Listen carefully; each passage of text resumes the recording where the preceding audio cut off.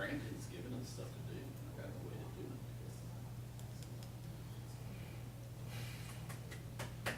She's working on the PowerPoint for Thursday, so I'll send that to you before we send it to him. It's pretty, probably too big, honestly. But Yeah, remember, you're only gonna have about 20 minutes. yeah, he said 20, 30 minutes. So I just, Yeah, 30 some of that minutes. stuff might be like, 30 minutes includes questions. That's offered. You got it.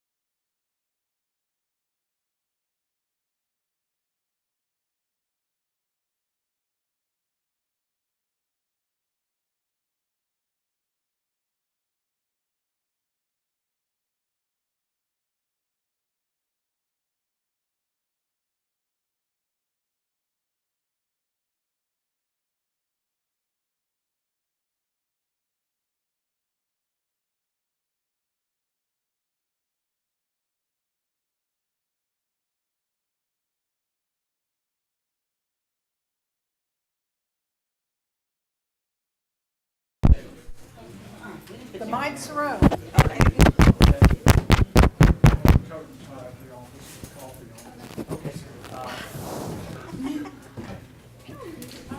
You want me to get you some coffee on your shirt? I've got some. Got 4 minutes with Mike's running.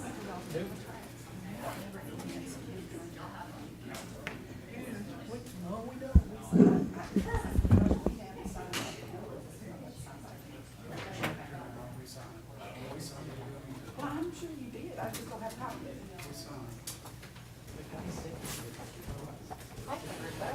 Hello, ma'am. Yeah, just go introduce yourself and then make sure everybody knows who you are. You gotta find out what you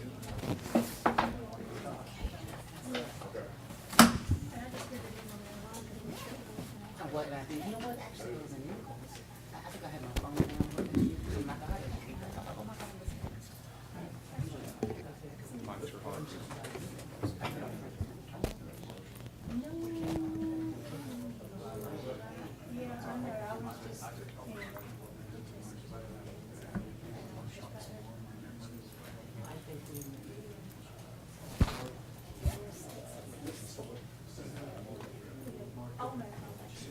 in some from office.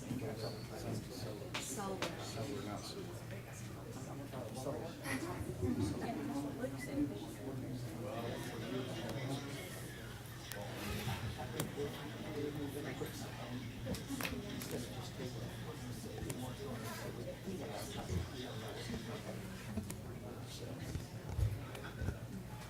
That's your board.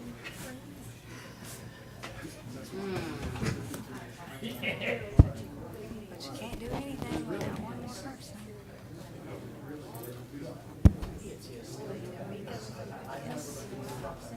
Oh, yeah. Thank you for the water, Kathy and Cheryl.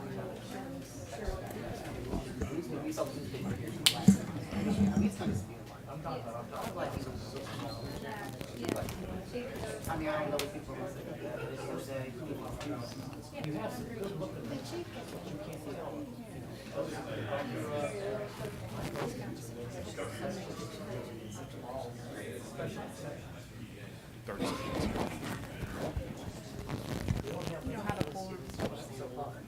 That's what they put, that's what I thought.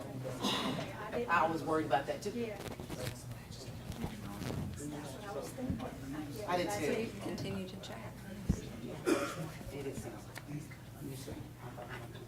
She don't do that right now. That's her thing.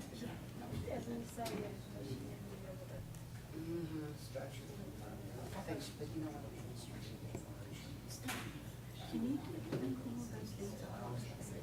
I have not even chance to look at it, see what you got over there. But if they haven't been recorded, they What can that is, record them. Okay, well, that's all I need. All, that's all I need is for you to record them so that we can get them That's bad. on our Okay. records. Yeah. Can we still moratorium?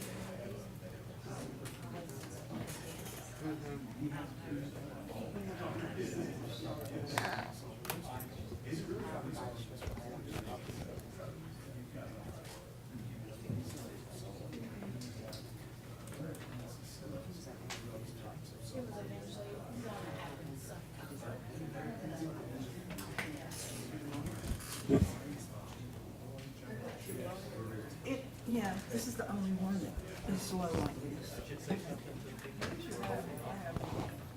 It won't come up either. So everybody knows, we don't have a quorum. That means 3 commissioners here. We've got a commissioner that's inbound right now. The second one we're not too sure about. But until the other third commissioner comes on, we're not starting the meeting. So it should be just a few minutes so everybody understands. Where's Gwen? Oh, I don't know where she is. Do we? It's close. Do we know where Gwen is? I don't. I was coming over to ask. I can send her a quick message.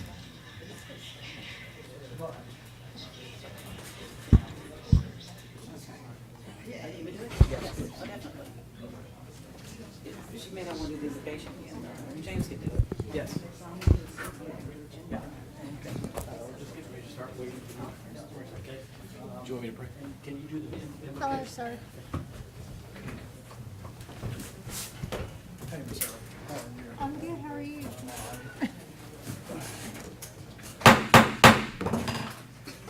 Good afternoon and welcome to the Spalding County Board of Commissioners work session. Today is September 16th, 2024.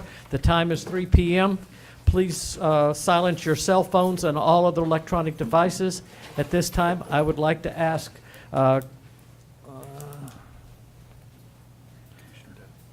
Commissioner Dutton, to lead us in the invocation, and Commissioner Johnson to lead us in the pledge to the flag.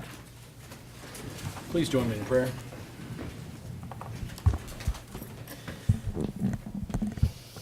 Our most kind and gracious Heavenly Father, we come before you today with sad hearts and full minds. Father, we're so thankful for all the blessings that we've been given here on this earth, for the gift of life, the gift of family, the gift of living in this wonderful, wonderful country, this awesome state, this great community. Father, please be with our brother, our friend, and our fellow commissioner, Ryan Bowden, as he deals with the loss of his father today. Father, we ask thee to send his family comfort, to send them understanding and acceptance. Father, we know that all things happen according to thy will, and that's what we humbly ask today. Father, that thy will be done. Father, we ask these blessings humbly in the name of our Lord and Savior, Jesus Christ. Amen. Amen. Please join me in the pledge of allegiance to our flag. I pledge allegiance to our flag of the United States of America and to the republic for which it stands, one nation, under God, indivisible, with liberty and justice for all.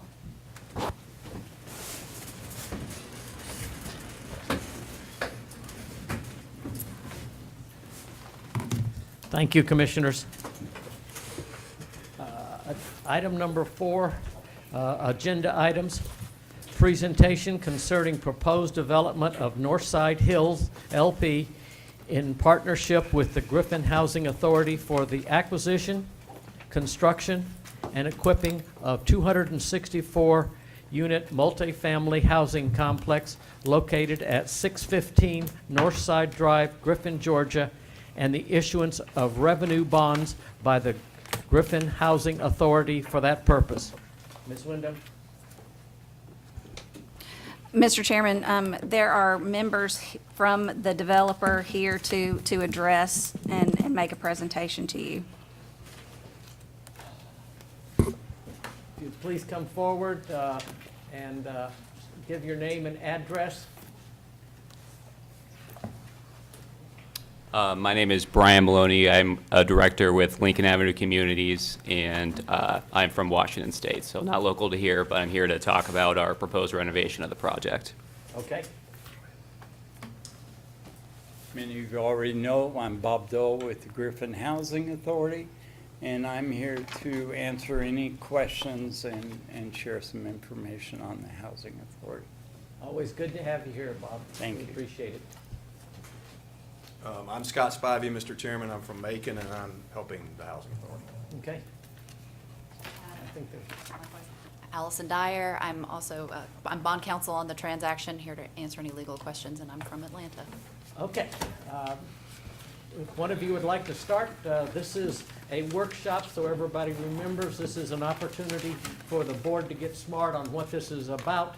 And then tonight at 6 o'clock, we will vote on the specific task. All right.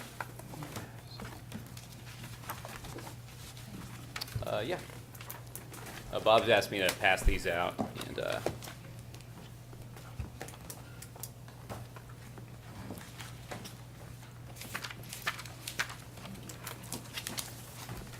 I just, after speaking to several of the commissioners, I think it's important to let the commissioners know what the Housing Authority is doing. A lot of people kind of think of us as a mystery organization because we're not part of any city, state, county, or a government. We're a quasi-governmental entity. We operate separately and independently. So our job is to promote housing and transformation of housing. I've given you a copy of a presentation we did for the, our Board of Commissioners and other entities. This kind of outlines the number of households served, the deals that we're currently or have already completed. But a lot of people aren't aware that through this process, the Housing Authority's brought about $242 million into this community. That includes the county. Several of the new properties such as Tranquility, Griffin Village, and now Northside Hills are just fulfilling our responsibilities to serve the county as well as the city. Our jurisdiction goes 10 miles beyond the border as long as it does not overlap with another housing authority, which it does not. So I'm here today to let you know that we are your housing authority as well. We are not just the city of Griffin. The opportunities that are coming will primarily be in the county going forward. So with that said, I'm going to turn it over to Brian and let him do his dog and pony. Thank you, Bob. We appreciate all you have done for the county throughout the years. It is really fantastic work you've done. Thank you.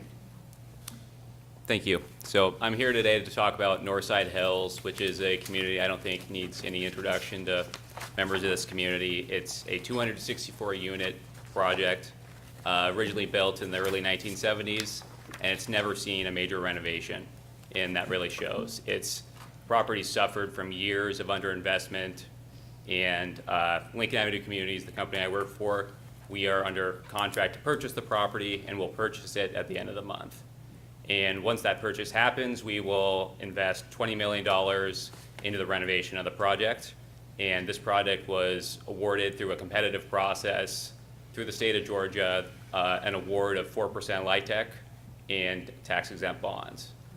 So through that competitive process, we have had a strictly vetted scope that proves that we're going to deal with all the long-term needs of the project. And that includes the security of the project, but also the physical needs as well. So, a lot of, at a resident meeting early in August I attended to, where we talked about our scope, a lot of the residents informed me that they haven't had working HVAC units all summer, and just in terms of, there's a lot of needs at the project. It's in very rough shape, but we're aware of all those issues, and we're committed to invest in the project to make sure both for the next 30 years, it's a nice project, it's a good part of your community, not a troubled asset. So we're super excited to deliver that and to talk about some specifics we're doing at the property. So, you go to the property today, the gates are busted open. They've been busted open for a long time. There's multiple holes in the fence. There's no good site lighting. Residents have expressed to me they don't feel safe coming home to the property at night, and that's completely not acceptable. That wouldn't be acceptable for any property, but especially not a property that's had the history that Northside Hills has had. So we have been in communication with the Sheriff's Department and Lieutenant Crawley, and so we were committed to spend approximately $25,000 a month in off-duty patrols for the Sheriff's Department to basically send off-duty people here so residents, when they get home from work after hours, they feel safe. And in terms of just physical patrols as well, we're investing as part of our rehab, site lighting, security cameras, license plate scanners. We're going to fix the gates. And so if anyone is coming onto the property, they're not a resident or an invited guest of the resident who doesn't belong there, they're going to be quickly escorted off the property, period. So, and in terms of the unit renovation, so we are doing a completely gut renovation of the project since it was originally built in the 1970s. So new flooring, countertops, upgrades to the fire safety system, new appliances, new HVAC systems. Pretty much, if you touch it in the unit, it's going to be new. We're super excited about it. Also excited to add in-unit washer and dryers, which I know was a big hit with the residents at the meeting, as well as free in-unit Wi-Fi, high-speed internet for the residents. Because if you go to the property, you're aware you see a lot of children there who are school age, It's very difficult to get your homework done if you don't have access to reliable internet when you get home. So that's something we're super excited. That'll be very popular with the residents and a good benefit for the children. So happy to answer any questions about our renovation. Go ahead. And I'm just, as far as the financials here, you're saying you're putting $20 million in renovations. Does it make sense to tear down and rebuild, or is that what you're doing, or you're just gonna renovating what we currently have? Renovating what we currently have. So if we completely tore it down, it just wouldn't work with the financing program that we're doing. So still cheaper to renovate, though it's a very heavy renovation. That's $25,000 additional is for security. That's what you're paying. Monthly operating, yes. Monthly operating. Till it's. For how long? So we're gonna do it as long as it possibly takes. So it's, speaking with the sheriff's department, the property has a reputation that if you're not a resident there, it's a good place to, do illegal activities. So until a new tone is set for the property, that this is, if you go here, this is the worst possible place if you want to, harass people, sell drugs, other gang activities. So until that is kind of known that this is not the place you want to go, then I think at that point we could look at ramping it down. But we're invested for the long term. So. And how will you be able to identify the resident? Will they be given something, or how will you know that? Sorry, what was that? How will you know if it's a resident or if it's someone coming in? Oh, sorry, identify a resident. So it's, I'm sorry. if you have we'll install a license plate scanner, so all residents will register your car. So if you drive onto the site and, it's an unregistered car, that would be reported to the security, and they would just come ask the person, hey, are you a resident? Are you a guest? And, if you're neither of those, you'd be escorted off. If you're a resident, hey, you should get your car registered, stop by the office. And also, too, if you're walking on the site, so we will have fob gated access points. So if obviously if you're using a fob to enter the property, you're a resident. If you're hopping the fence, you're more likely not a resident, so. And you guys are prepared to do that indefinitely? Yes. Okay. Gwen? Okay, I just want to say that, just from the viewpoint of standing, I definitely understand and believe that North Hyde Hills Apartments needs stuff done to it. I wanted to correct you on your introduction that in fact in 2005 there was a major renovation done there. The windows were all put in new. Air conditioning was put in the units for the very first time, and then the plumbing was also replaced in the house at that time. Now, Is that when they also did the fencing and the gates and stuff? Yes, that's when we had the fire department to put up the lock gate in the back and the gate in the front. So just so that, if you have to say that to somebody else again, it has had a major renovation done to it. Okay. So, the other thing is that, there have been multiple fires there, which leads me to believe that there is no real firewall, between the apartments.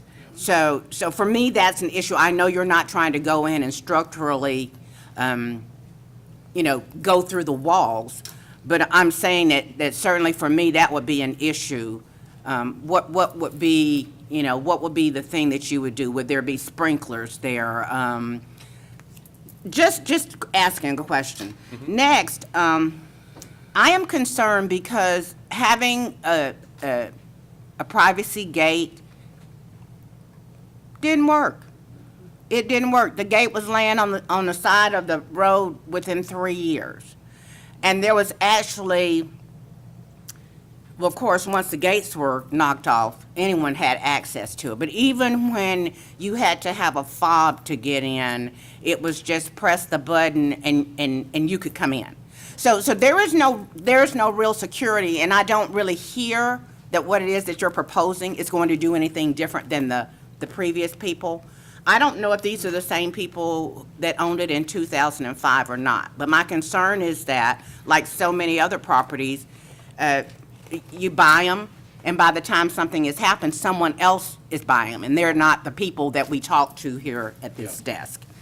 The mere fact that you're working with the Housing Authority gives me some relief as far as my angst over this is concerned, because I know they have a reputation in the community of making sure that properties are safe, they're clean. but I want you to understand that for us, that is a concern. The other thing is, you said that you've talked to the sheriff's department about security. I feel like at some point we did have security out there. And the security ended up being part of the problem. Because I'm not really sure who you are, but if someone waves enough money in front of you, you will let people go ahead and do what they're doing. And this is not something that's just started. It's been there the last 30 or 40 years. So you need to understand what kind of culture that you're trying to change within that apartment complex. So I'm not really sure that what I've heard you say is going to fix those errant problems that are there. The other thing is that how much consideration have you given to asking the city of Griffin to annex that? That part of the reason that we've not been able to have the sheriff's department to really support that area is, first of all, the city of Griffin has a lot more police officers than we do. And secondly, our deputies serve the whole county, however 200 square miles it is. And but the city of Griffin does have adequate police coverage, and that property is adjacent to the city limits. So I'm not telling you what to do, but I think in terms of security, that will give you a better opportunity to enforce these things that you're suggesting will happen. The other thing is, so $20 million is going to the renovation and $20 million is going towards the purchase? Is that what we're understanding? So the bonds are just a part of the overall project. So we're also raising money from our investors who are investing in the project and a loan as well. So the total project costs are closer to $65 million. So it includes the acquisition, but the bonds are just a portion of the overall project. Okay. I think that's all the questions I have for now. What does the county have to do with this? Why are you here? Not, That's just a legal question. Yeah. The property is legally located in the county. And so federal tax law requires that they held a hearing, the Housing Authority held a hearing, a public hearing about this. But you all have to confirm that the hearing was held. And so we're here asking you to confirm we've provided the paperwork. And then the other technicality is that under state law, because it is in the county and not the city, you all have to consent to the Housing Authority operating, being a part of this financing because of the city's county line. but we're not co-signing on the bond. Not one- We're not becoming no. responsible for the bond. Neither is the city. It's not a rezoning. It's not. No. There's not no change in the density. You guys are simply coming into rehab. Yep. And part of that rehab is being paid for by the housing authority. No. Via a bond. No, via the bonds through. But that is not an obligation of the Housing Authority. It is solely an obligation of the company doing the work. So the company is issuing a bond. Well, Housing technically, the Housing Authority issues the bonds and loans those proceeds to the developer, and the developer promises to pay that loan back. But it's never an obligation of the Housing Authority to pay that debt back. So the reason why Okay, they're here is because you're in Spalding County. That's exactly the right. housing. It's a technical legal Right. That's the snafu, reason. frankly. Yeah. So Wall Street collapses. Yep. And the company goes totally bankrupt. The housing authority has no obligation to pay that bond back. That's right. The lenders will foreclose on the property like they did in '08, Okay. and we'll start the cycle over again. Okay. And more importantly, you don't have any. Right. You're not guaranteeing There is no anything. public debt. It's all, So our vote is whether or not you guys had a meeting, whether or not they held the hearing in accordance with law. and then the second part is what again? Permitting the city of Griffin Housing Authority to operate in the county. Okay. Yeah. And they're That's it. within. But their- they already have permission. They're within their 10-mile. A jurisdiction to They're operate within their within. 10-mile radius, but there is a technical requirement that we come to you for this permission. Okay. Can I Now, have one more you- thing? Can I have one thing? ahead, Bob. The issue of affordability, are we eliminating the affordability for the 200-plus residents there? The property will remain a project-based rental assistance. So the folks, if they qualify, for rent subsidy, they will get it there. So there's no displacement or danger of losing 268 affordable units in town. Let's, okay, let me, We got a few more oh, questions. go ahead. So Bob, that property has always been a subsidized property. And in terms of subsidies, that's federal money, correct? Correct. Is it a HUD property?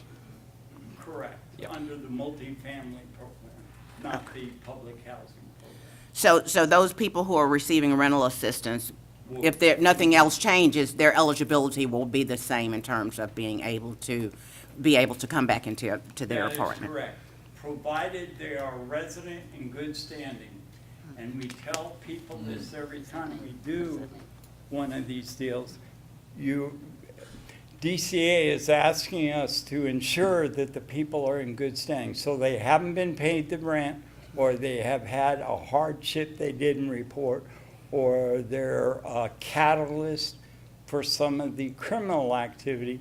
Those people will not remain after it's done. Are those the same rules at the project on Meriwether Street Yes. that came in?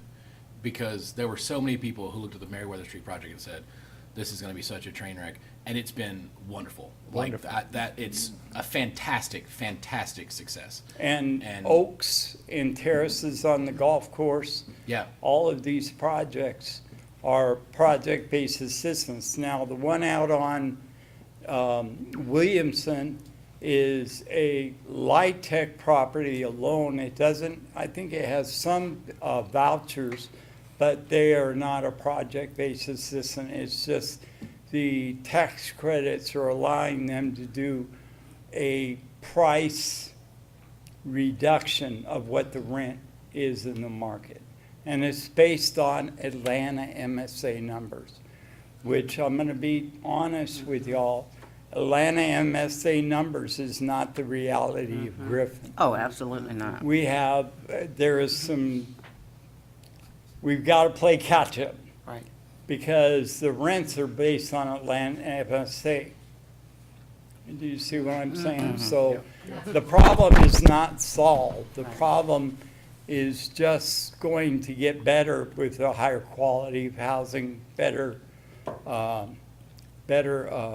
amenities, those kind of things. Under DCA, they have to ensure the amenities that are currently not being offered are offered. So it's going to be a step up. Is that including the security, the private security they're hiring, the off-duty sheriffs? It will be part of the operating funds, yes. I just, unless there's some sort of operation or penalty for not following through, then there's no Well, follow-through. it comes down So- to management.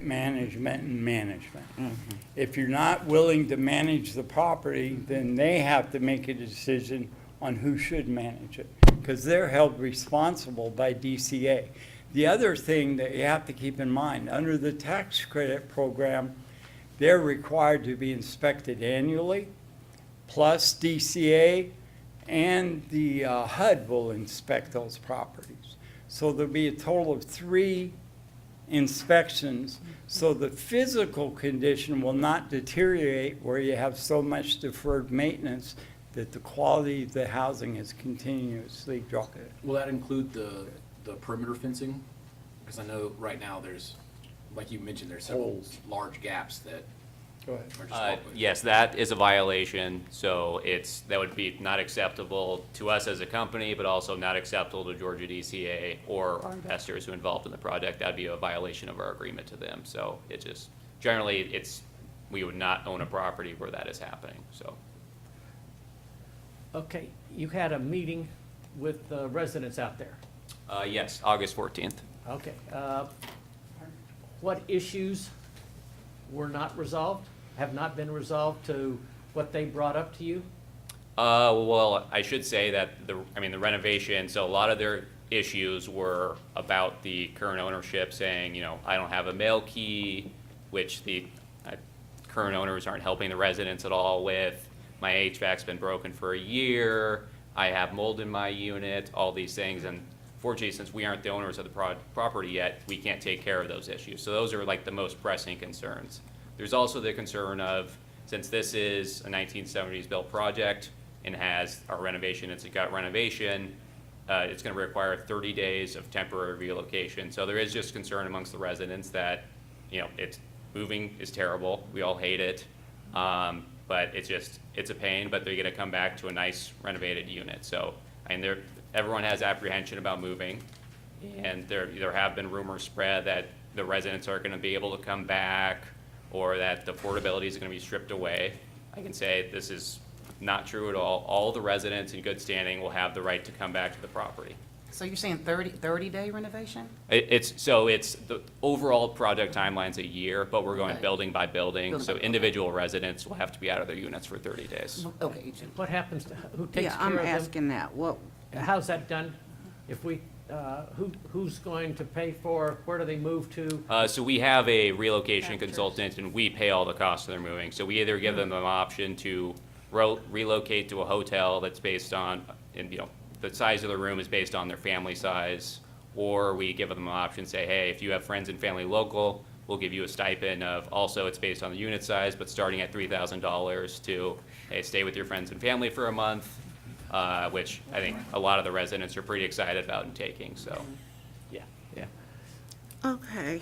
I appreciate you guys coming to us, because I recognize that you didn't have to, because the Housing Authority is their own authority, and really, we don't have any power over them. But I appreciate it, because it is in the county, it's in my district, and it has been a really a sore place for multiple years. My biggest concern, as I said before, is with how the security will be maintained. Like I said, it all looks good for year one and year two, and then when the stipend runs out for security, we're blank. So as a commissioner of that district, I would like to know, how do we get past that in the long term? How do you actually get, you have a unit that has 260 units, how do you actually get patrol through that area regularly? Because the clientele is not going to change. And the same people who have been coming in to commit crimes are not going to change. So you get this, you fix everything up really nice, and in 2 years, it looks like it's settled down, and then it's like the Wild Wild West again. I know that's your concern. It really doesn't have anything to do with this, but I'm just sharing with you as a commissioner, that has been the experience each time something has been done.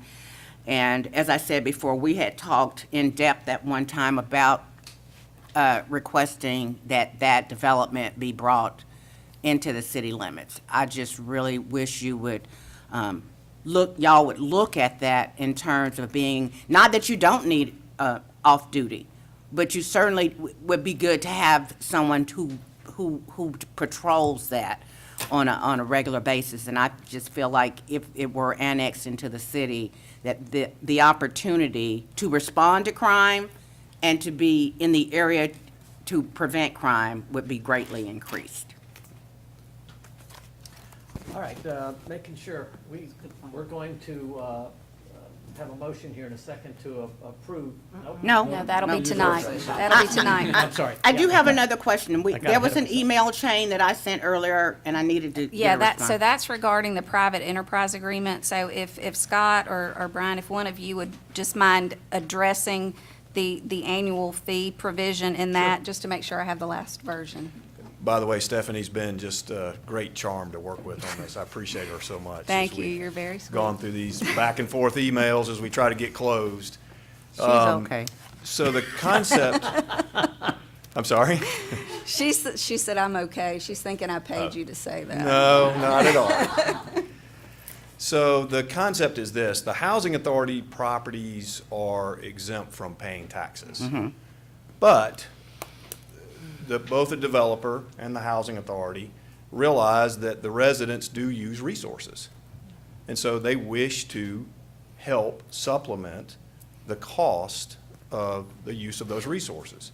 So the property is going to pay the housing authority a fee to help oversee some stuff, and is going to pay the county a fee to oversee or to provide services. Same as it would do for any other property.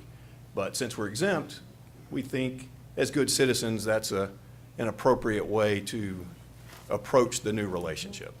So we've put together a little agreement that we use in a lot of counties. There's a $75,000 fee coming to the county on an annual basis for the entire 30 years.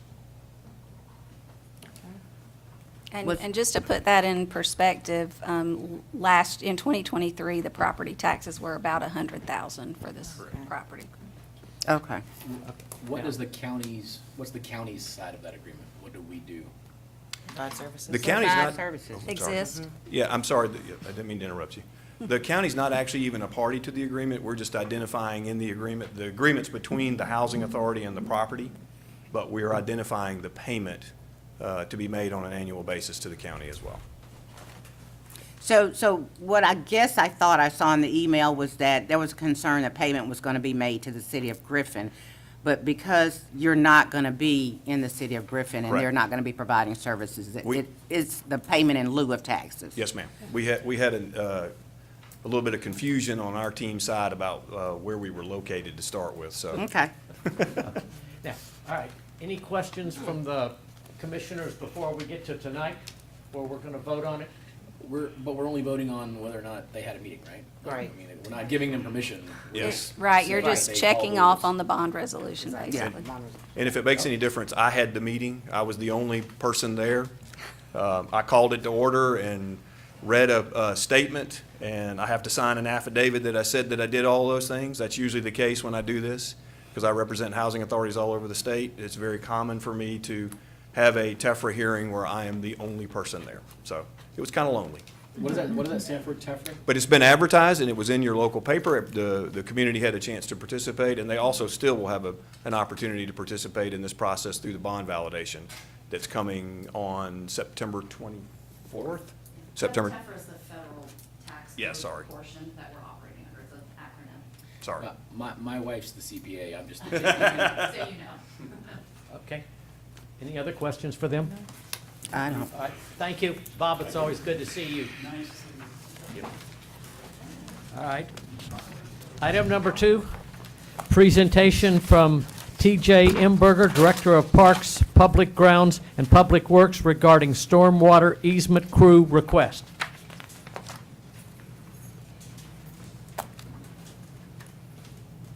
Thank you, Mr. Chairman and Commissioners. I should have a PowerPoint. Okay. This is a request for an easement crew, which is also another word for stormwater, and this was one of the approved items in the supplemental budget request. So I'm coming to you in relationship to the supplemental. What is stormwater? Stormwater is essentially water that comes directly from our facilities / streets or anything of that nature, and then or it originates from us and moves elsewhere or moves through our facilities. And usually we don't have much snow, but that is part of the definition as well. Next one. Okay, a couple things that I did not put on here, and I apologize for that. Essentially what we are talking about is our MS4. MS4 stands for Municipal Separate Storm Sewer System. We hold a permit, that's a Phase 2 permit, and that's issued by the state of Georgia DNR and EPD. This allows us to issue LDPs, which is land disturbance permits, and it also regulates how we classify stormwater, how we report it, and how we handle it. Essentially, it's required for us to be able to have development and growth inside of the county. So we currently do have a stormwater utility as it refers to with our MS4 permit. Just at this time, we don't have a billing mechanism to utilize that as a utility, to bill as a utility. So this would be a request for first phase that's not actually part of the billing mechanism, but to begin maintaining our stormwater system. Also, I have here the phases that would be possibly the most logical. This is phase one, which would be the easement maintenance crew. Phase two is a larger maintenance crew to maintain easements and infrastructure. Phase three would be adding an inspector and a supervisor, and then phase four would be scalable upon growth as a utility is implemented, if it is implemented. Next. Here's some examples of the Spalding County infrastructure. You can see several things here that are pretty common. Cross drains, driveway culverts, curb gutters, ditches, retention ponds, essentially anything that holds and/or moves water. We're actually looking for the items that move the water, and that will include easements. Next. What is an easement? An easement is a legal agreement that gives the person any access to property for various management purposes. Essentially, if you look there in the street, there's a catch basin. That water comes from our street, goes to the catch basin, and it moves to that wetland area. This is the control and the management of this flow. So can we manage the flow off of our facilities, and can we do that in a manner that does not disturb other property? So other houses, backyards, driveways, that type of situation. Next. So this is an example of some easements that we have. Currently, we have 421 easement agreements with property owners throughout the county. They began issuing easements in 1982. We did that through 2020. Next. I just tried my best to let you go through. I can't. Okay. Go back. Go Okay. back. Okay. The third picture just looks like a stream running through the woods. Correct. That's actually an easement where that has been manipulated to actually either allow that water and/or what it could also look like and be is just an erosion reel where the water is uncontrolled and actually creates that. Like on the first picture, where all of the Correct. the These are soil is generally, 3 of these 4 pictures are actually unmaintained. We're just giving some examples of what they could gone. Oh, look because like. I thought you were trying to say that this is what it should look like. Hey, it's coming up. Oh, okay. All right, sorry. We're getting there. Okay, this would be that slide. So you can see here 2 examples of easements. You can see on the left-hand side is unmaintained, and on the right-hand side is maintained. These are actual examples here in Spalding County, and this would be where we actually maintain those easements. You can see that we have a very natural area where the water can move through. We're controlling that movement, and we're not allowing that water to damage any of the property around it.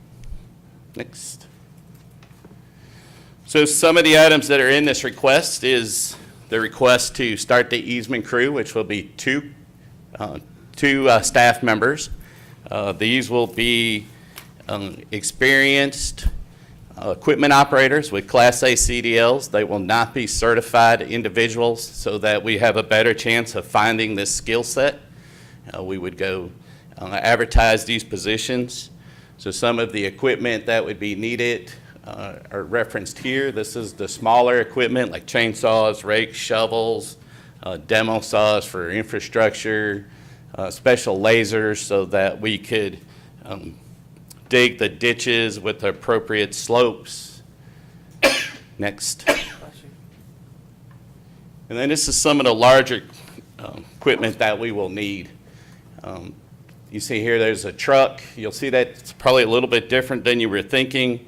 What we know is that over the years this will probably grow, so this will be a truck that's set up specifically for easement maintenance. Later on we'll be looking at dump trucks and tandems, but for now we would use a dump trailer.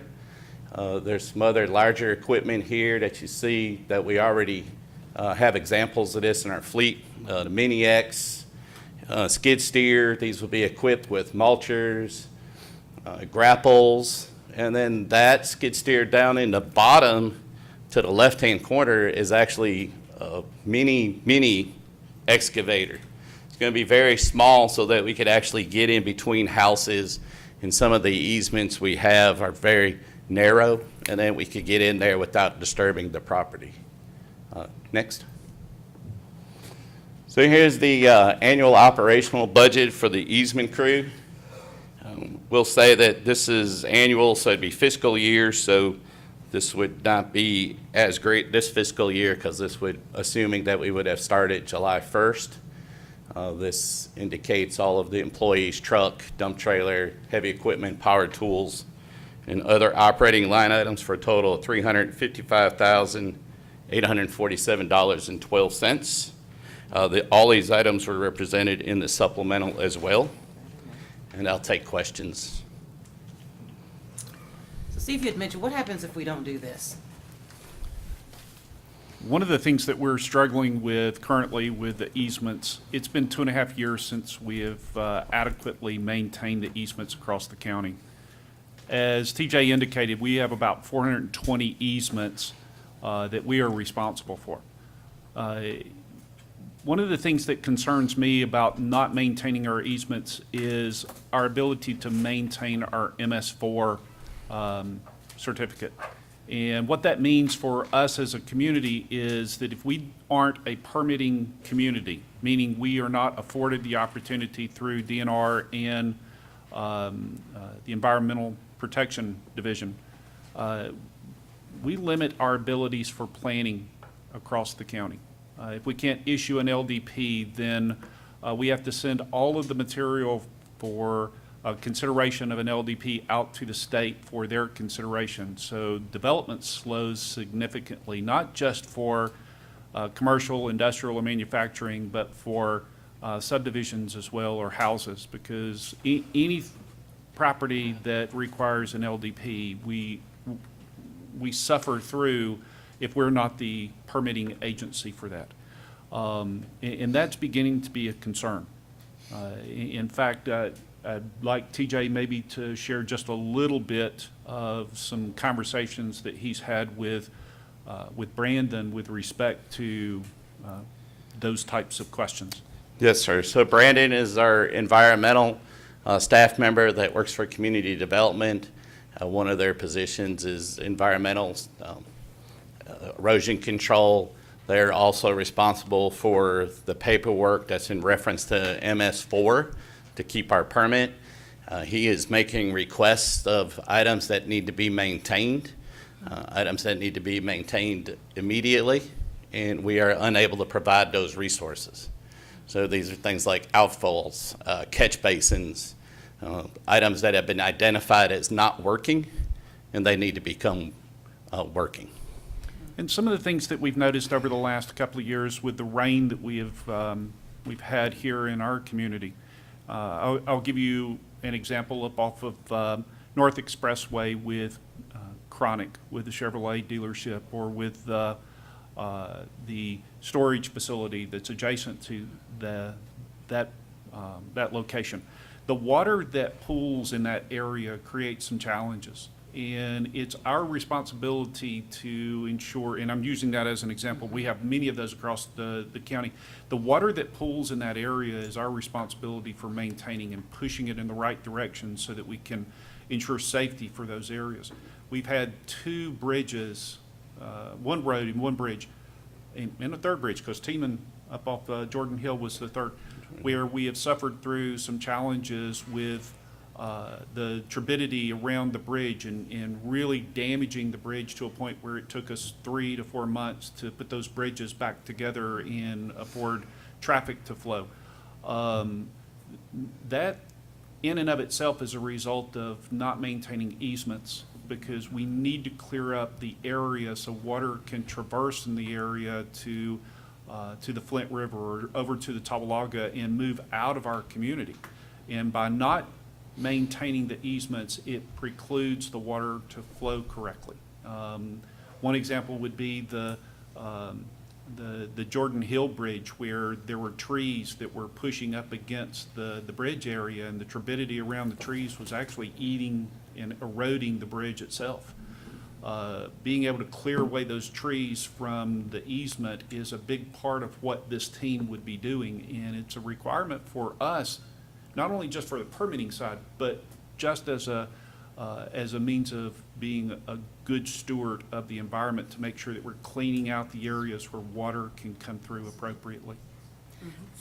So my question then, Steve, is like, the multiple complaints that we have, I'm gonna say Pine View first, but I'm also thinking out in eastern Spalding County where we get complaints that the ditches have filled back up with mud. So there, waters no. Is that what the stormwater crew will do, will be cleaning these areas out, allowing driveway pipes not to get clogged up because all of the mud and silt has settled? Yes, ma'am. It's this team's responsibility to manage the stormwater, and that includes making sure the ditches are clear and the culverts and the cross drains are maintained appropriately. We have an obligation to make sure that that water is moving appropriately out from our asset, which is the road. And we've had a lot of rain lately, and for 2 years, we have not had sufficient crews to manage this portion of that service. Okay, so when we look at this annual cost, is that based on full operation? Because I see on the other side, on the budget, it says current request includes. So is the current request a dumbed-down phase one? Or is this whole budget on that side, the phase one? The right-hand side on the screen that you're seeing is our phase one. This is to stand up, the minimum standards for standing up this unit. Our supplemental budget indicated that we were projecting $357,000 for phase one.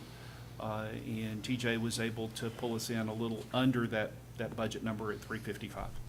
So kind of like, I'm looking at this kind of like we talked about the aquatic center.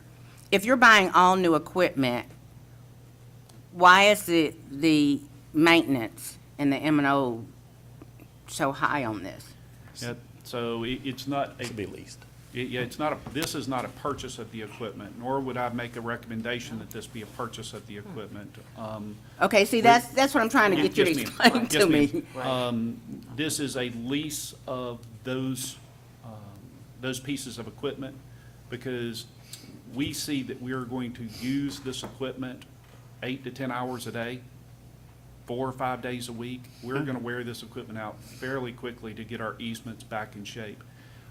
In 3 years, yeah, we may be coming back to you and saying, all right, it's time to purchase equipment, because we're back in a position where we would be maintaining and not doing the full restoration of the easements.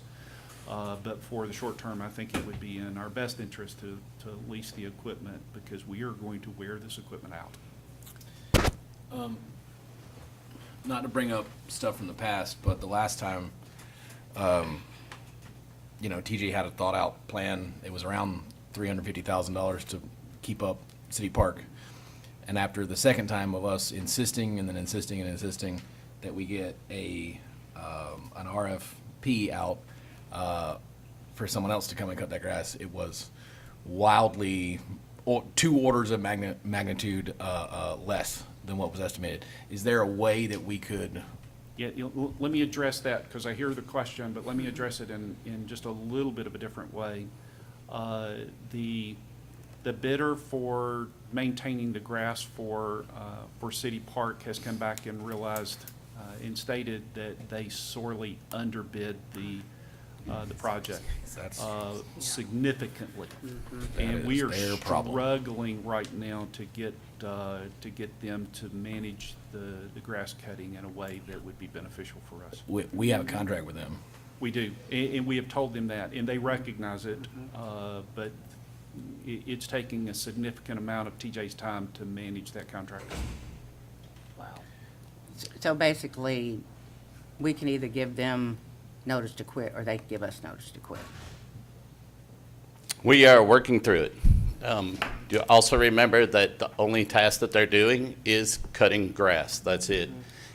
We just hired the Aquatic Center Green Valley City Park crew, and they will be making up some of the differences on the actual maintenance items and those types of situations. What has happened is that cutting park turf and park grass is much different than cutting manicured house and commercial turf. It's all the way down to the equipment, to the blades, to timing, the type of service. So we are working diligently with that company so that they understand they did sign a contract. But we're doing a lot to make sure that that happens, and we just only have brought that attention to Mr. Ledbetter.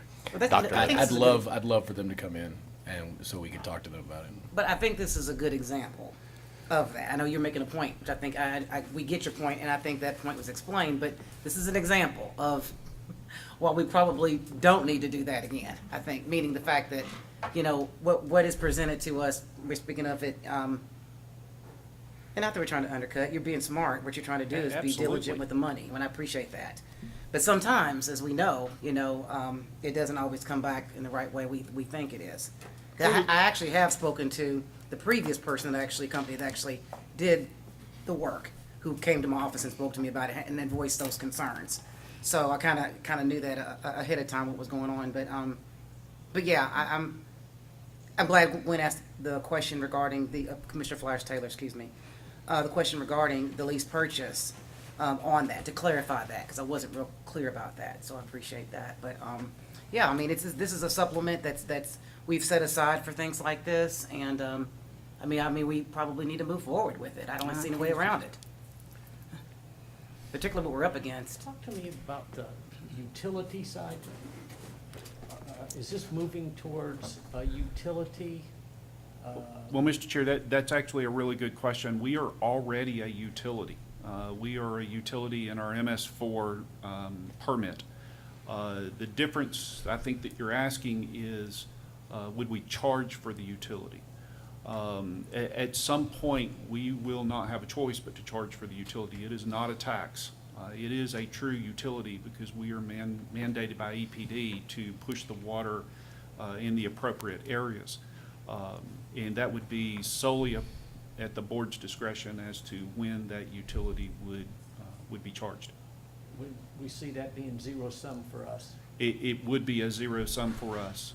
This would not be a utility based on making a profit for the county. This would be a utility based on managing the water appropriately for the development that's coming into our county. Okay, that's a real big decision later on that we're going to make, but this is the first step towards that.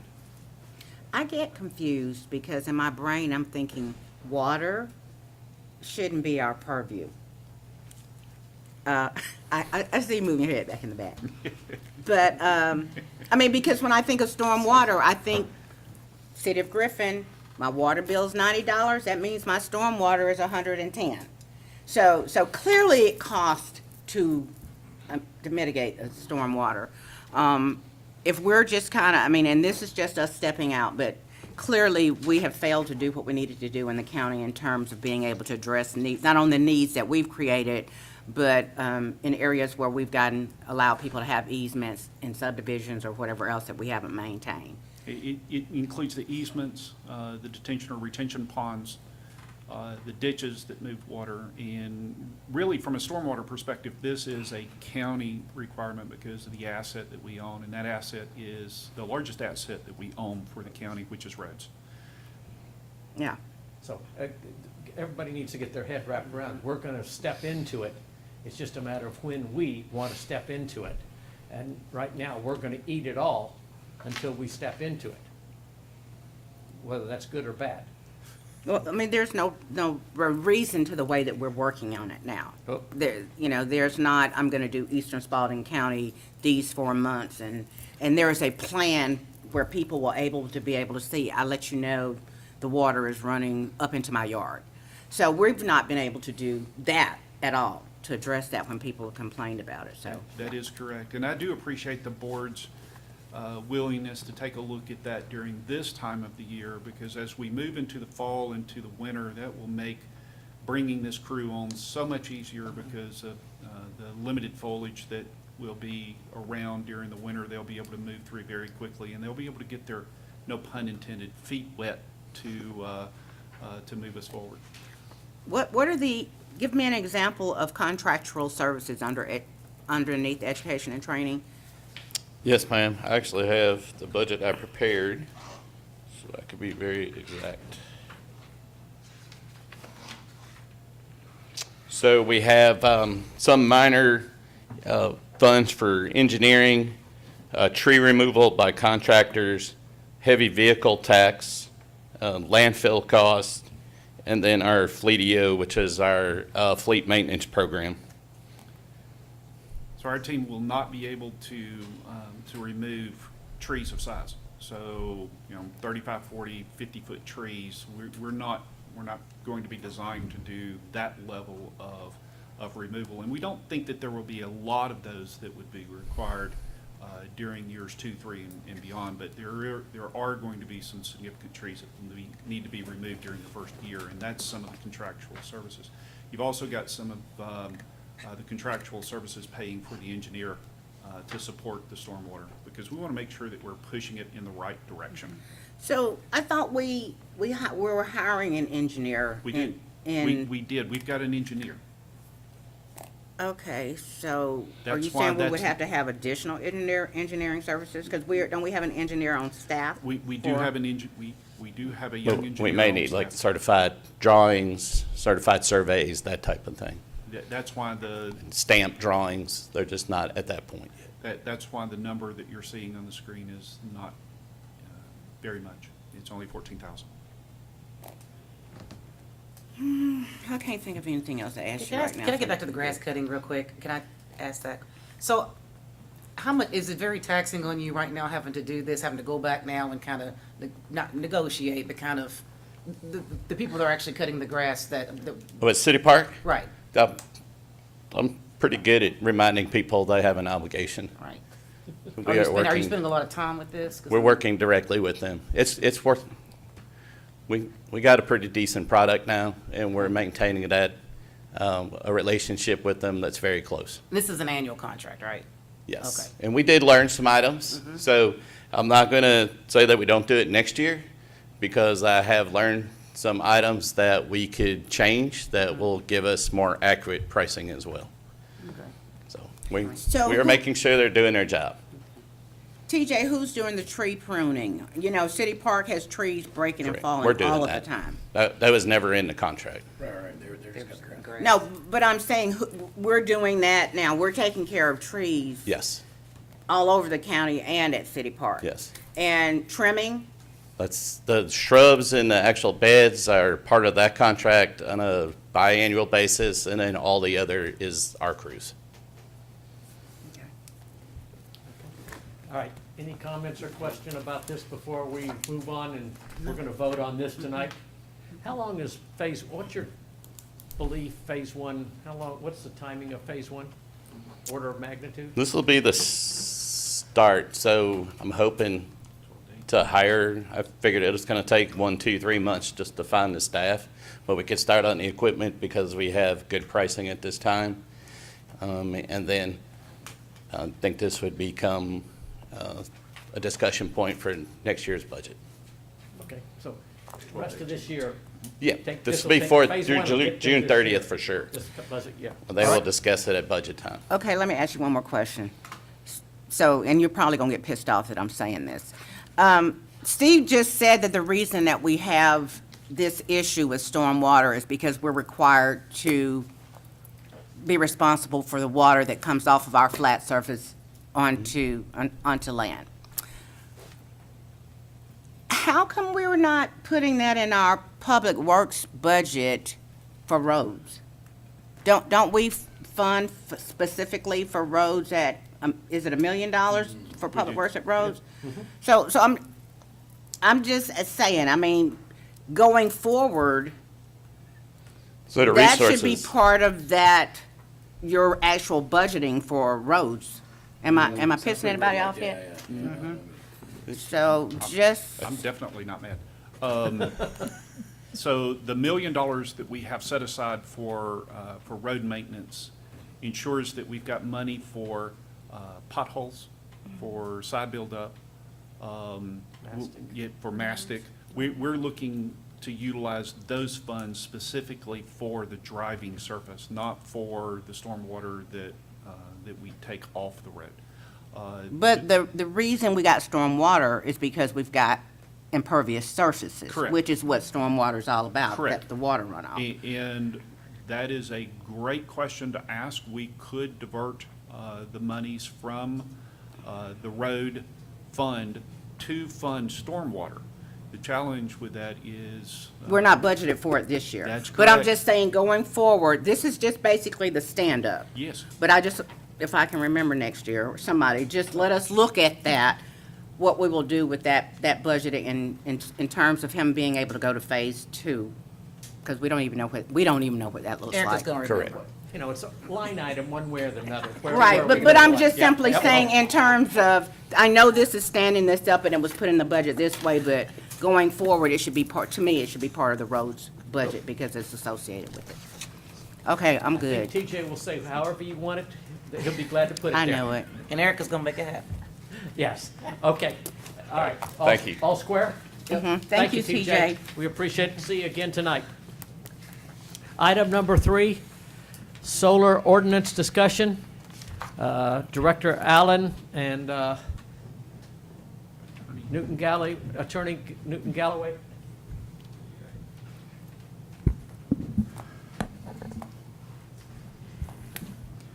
Good afternoon, folks. Hey, Newton. This is on your agenda following action that was taken, or a presentation that was made on June 27th, 24, regarding what we refer to as the Solar District Ordinance. Can we can't hear you. Somebody give him some volume. Wait. Last time I was here, this wasn't plugged in. Erica, see if yours is, and then we'll just lead it over again. See if, see how I'm gonna that one increase is. the volume. Okay. Is that better? Yeah. Can you all hear him in the back? Yes. Okay. All right.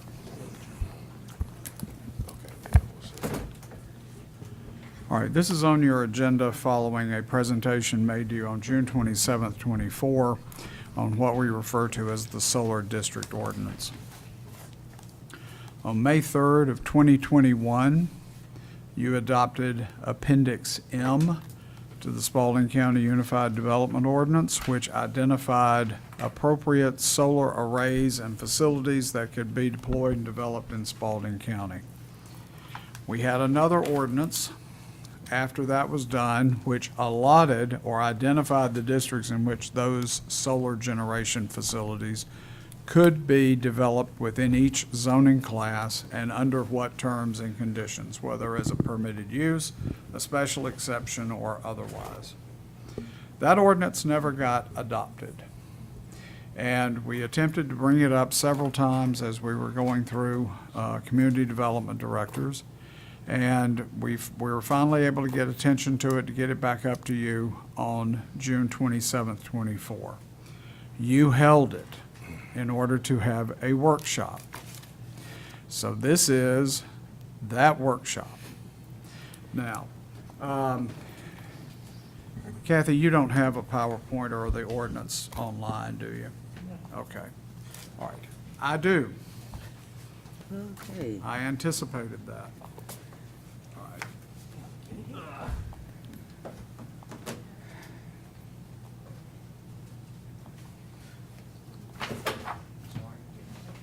Yeah, if you would just pass that down.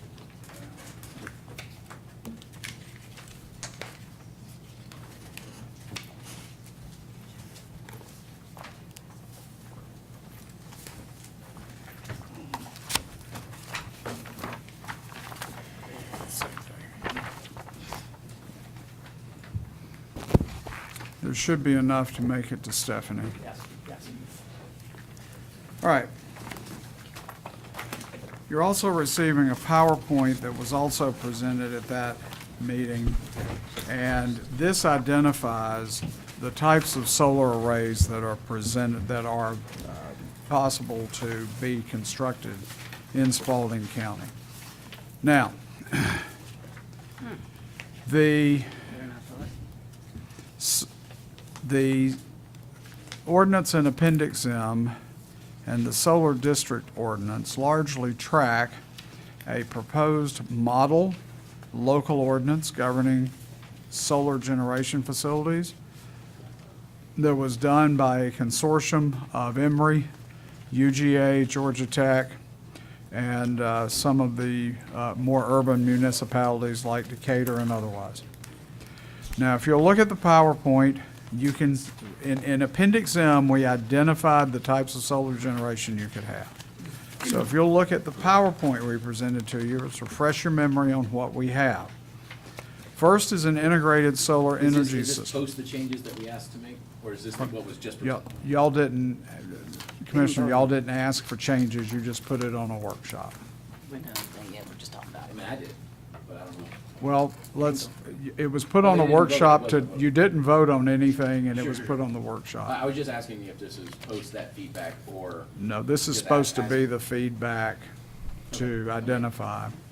So you can see integrated solar energy system is solar generation facilities that are part of the building materials on both large and small buildings. You can see rooftop solar, that's about 4 pages back. That's what you standard, is a standard solar rooftop facility.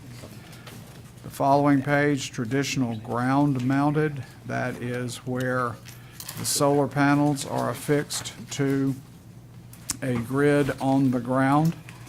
And after this, we have a summary of the solar uses within the various zones. And this includes agricultural zones, residential zones, and also commercial zones. Now, the commercial zone, the agricultural zones have fairly liberal, allow fairly liberal deployment of solar.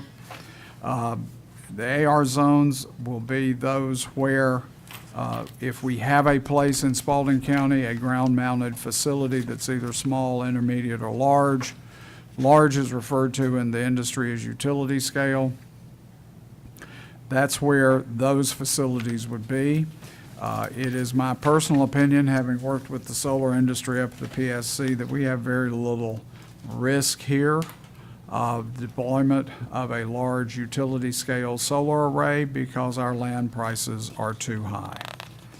One thing that Georgia has learned with regard to solar generation is that one of the greatest motivating factors for where solar is located, separate and apart from Georgia power policy, is land price.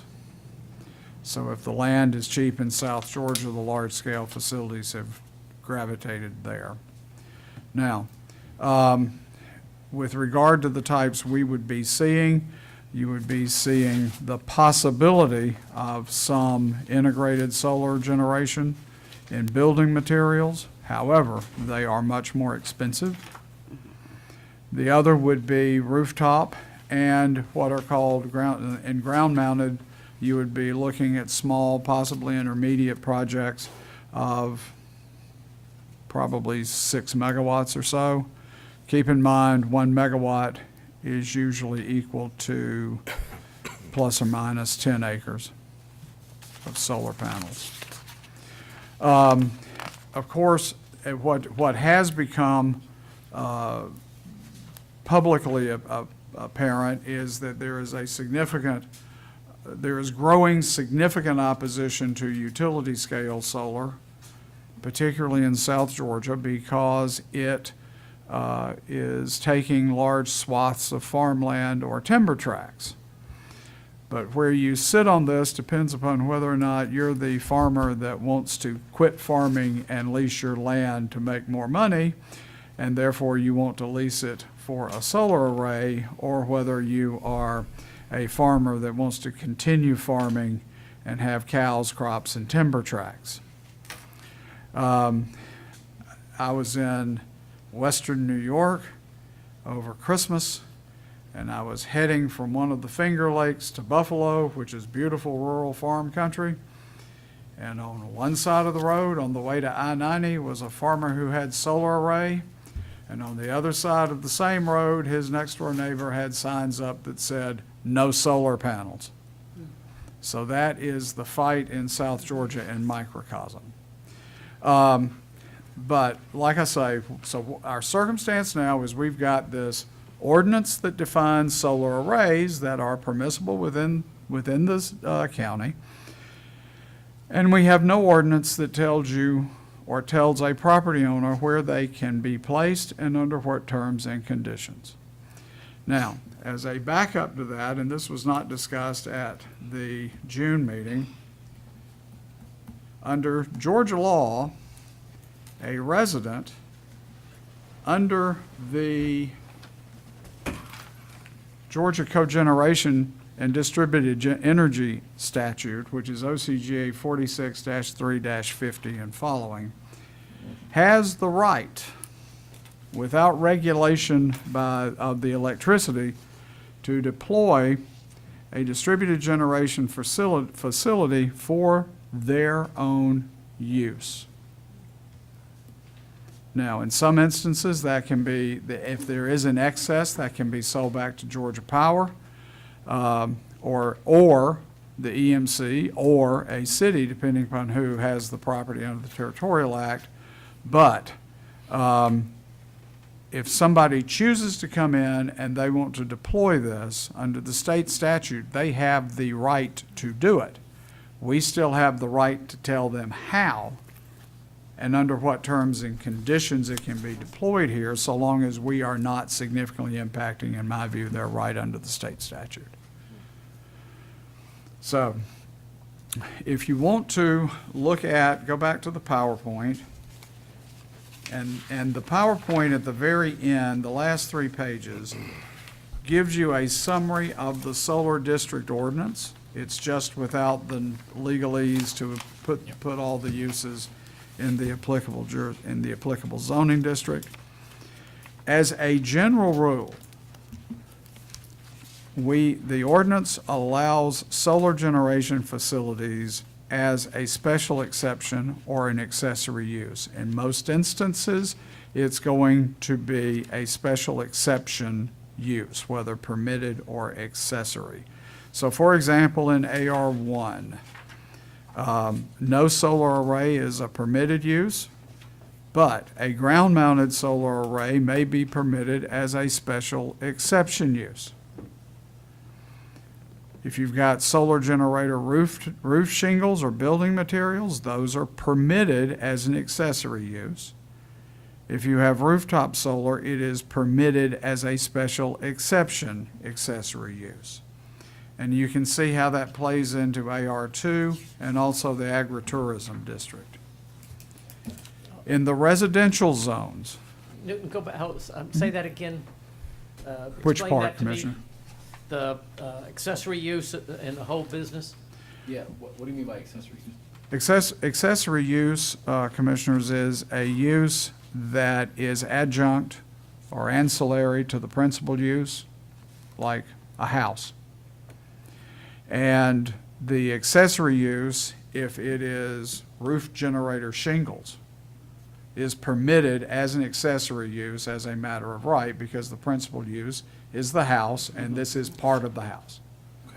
All right. So that'd be like roof mounted, but also integrated. It's integrated only, James. The rooftop would be treated as a special exception accessory use, meaning if you want to put the array up on your roof, you come in and ask for permission from y'all as a special exception to be able to do so. Okay?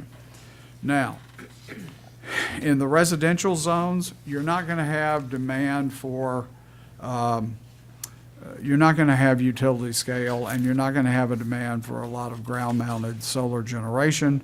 So rooftop and integrated materials, integrated solar are going to be the 2 primary forms of generation, and it follows the same pattern. If it's a building material that generates solar, then you are allowed to do it as an accessory use. If it's rooftop, you have to apply for a special exception.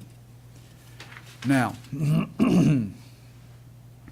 if you'll look at our commercial and industrial zones, they continue to be similar because keep in mind, we don't have that much open commercial property. And commercial property is a small percentage of the actual land use that almost any county has. But again, it follows sort of the same regulatory pattern.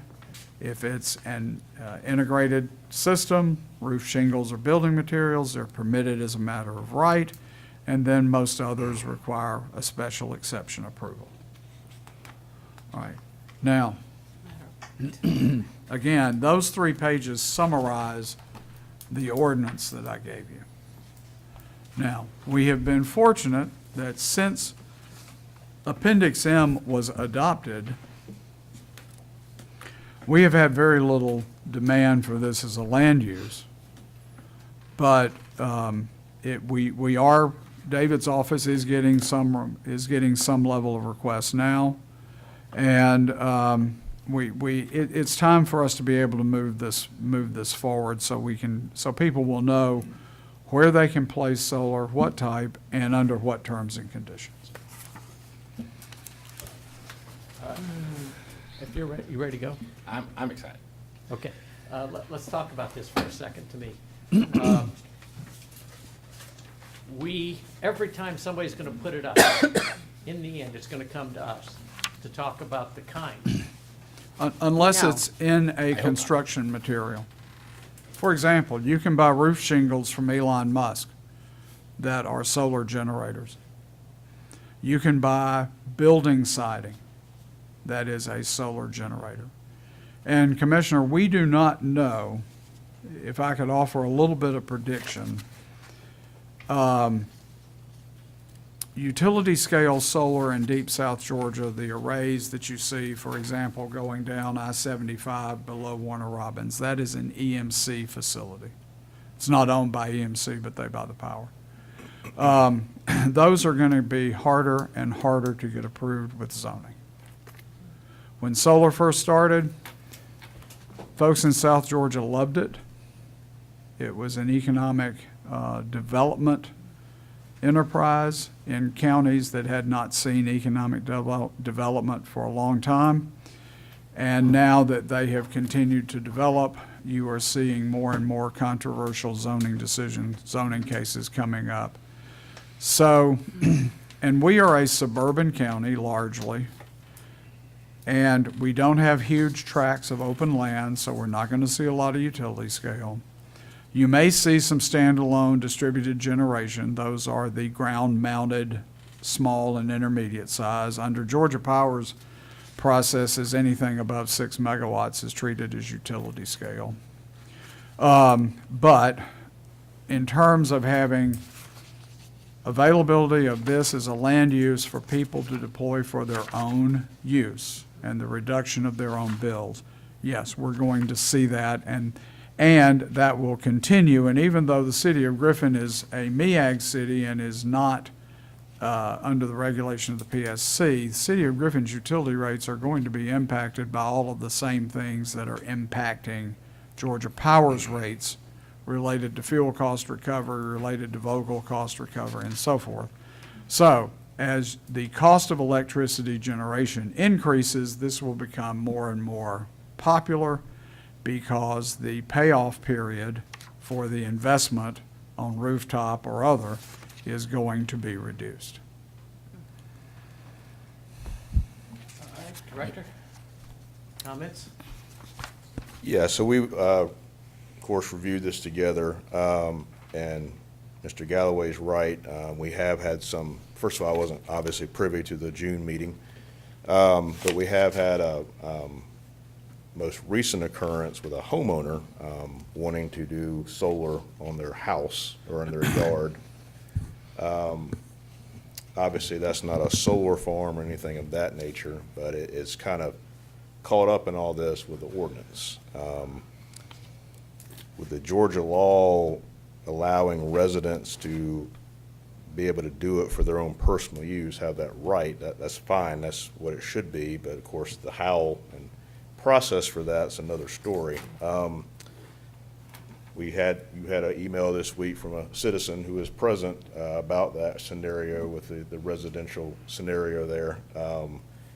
That kind of gets caught up in this. I'm not sure the ordinance adequately addresses that situation, and I would certainly want to make it clear in this ordinance, because reading this now, the average citizen reading this I don't really see anything that addresses residential per se. Even the small scale definition is between 1 and 5 acres. That's not really talking about a house. That's not small and scale. using that for personal use.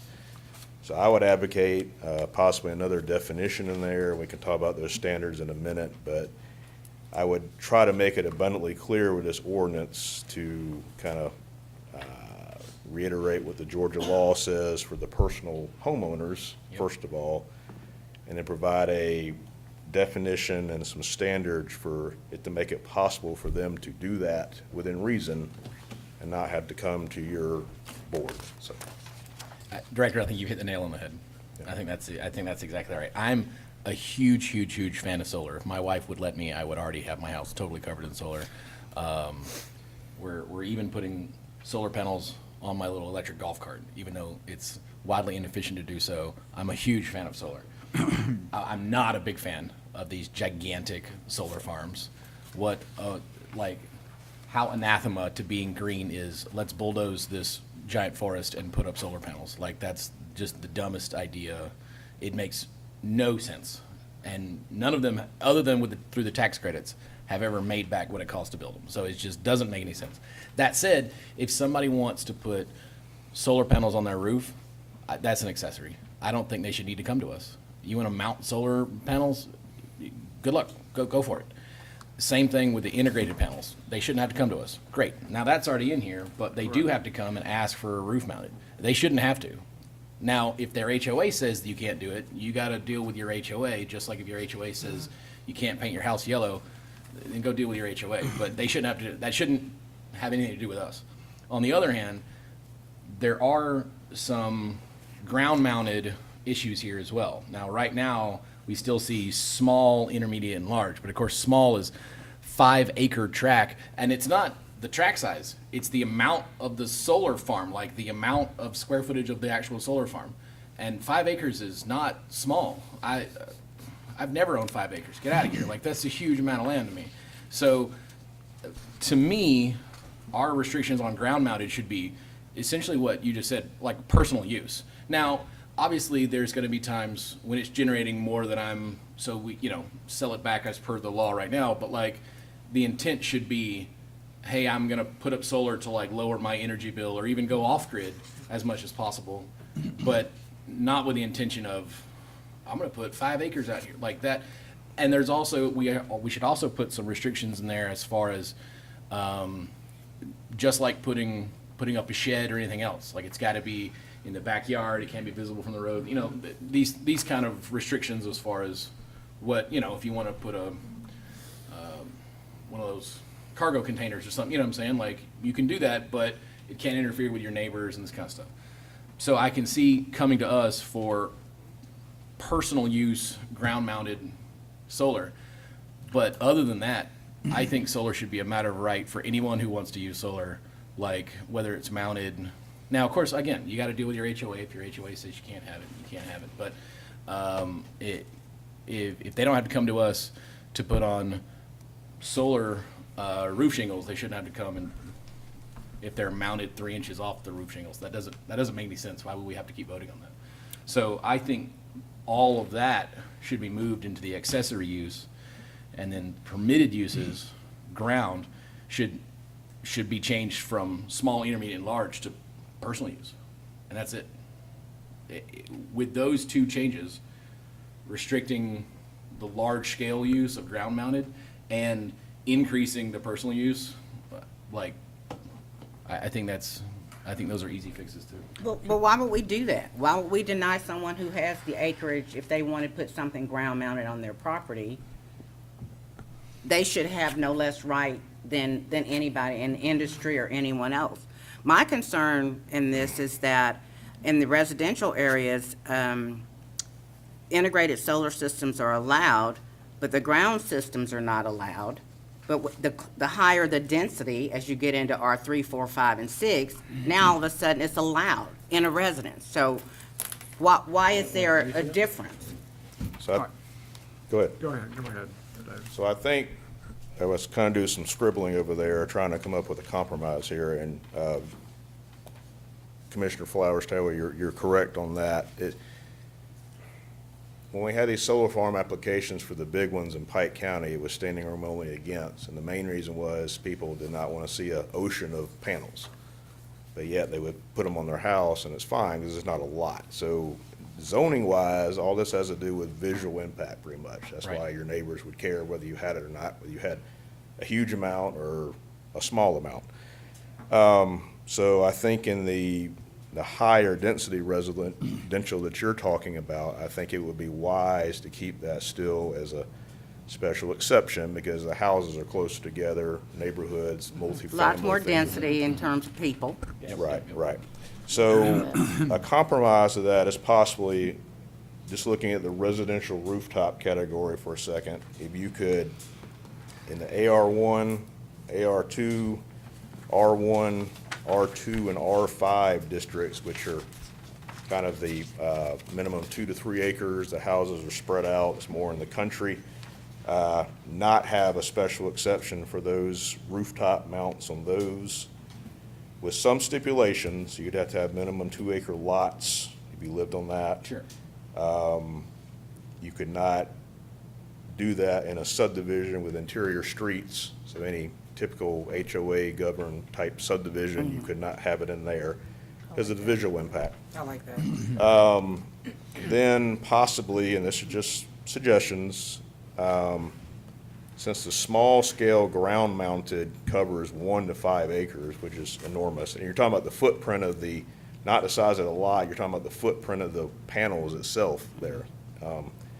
Have a category in front of that for smaller things and call it something like residential yard scale, something of that nature. Personal where- use scale, yeah. Yeah, where it be outright permitted ground panels to a degree in AR1, AR2, R1, R2, R5, those more country, quote-unquote, parcels, minimum 2 acre lots, not within a subdivision with interior streets, and something like 10 panels or less, so it doesn't get like ridiculous with the amount of panels, but you can still have some to supplement your electric bill. So I think that might possibly be some common sense solutions to accommodate the concerns of the citizen that we had a couple of days ago, and kind of still not allowing the solar farms, but allowing residents who, it's really a wave of the future, to do this on their houses within reason.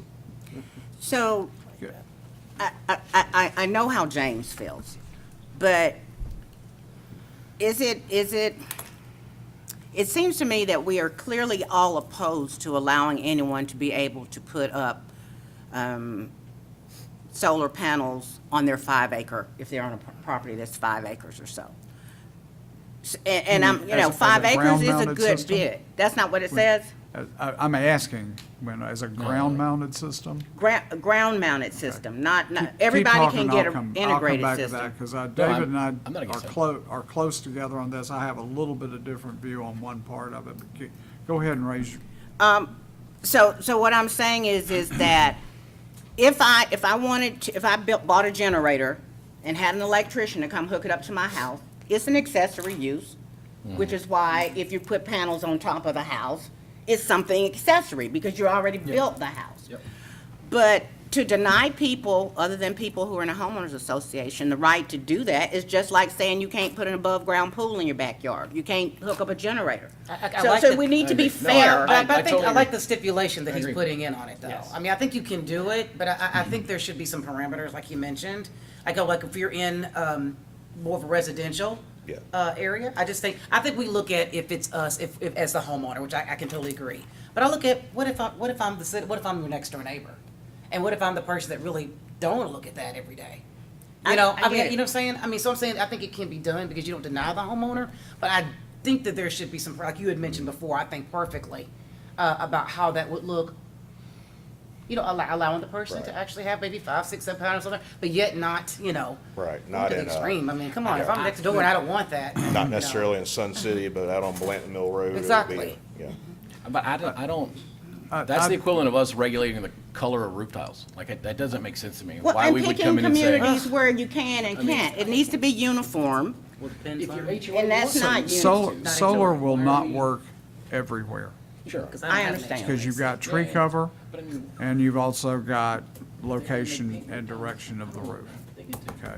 Well, usually with the subdivisions with interior streets, the HOA is gonna probably squash it anyway. Well, and in most places, well, I won't say in most places, North Carolina has a statute that says an HOA has no authority to regulate rooftop solar. We have no statute comparable to that. I have represented people who are homeowners that wanted to do it and ran into an HOA buzzsaw.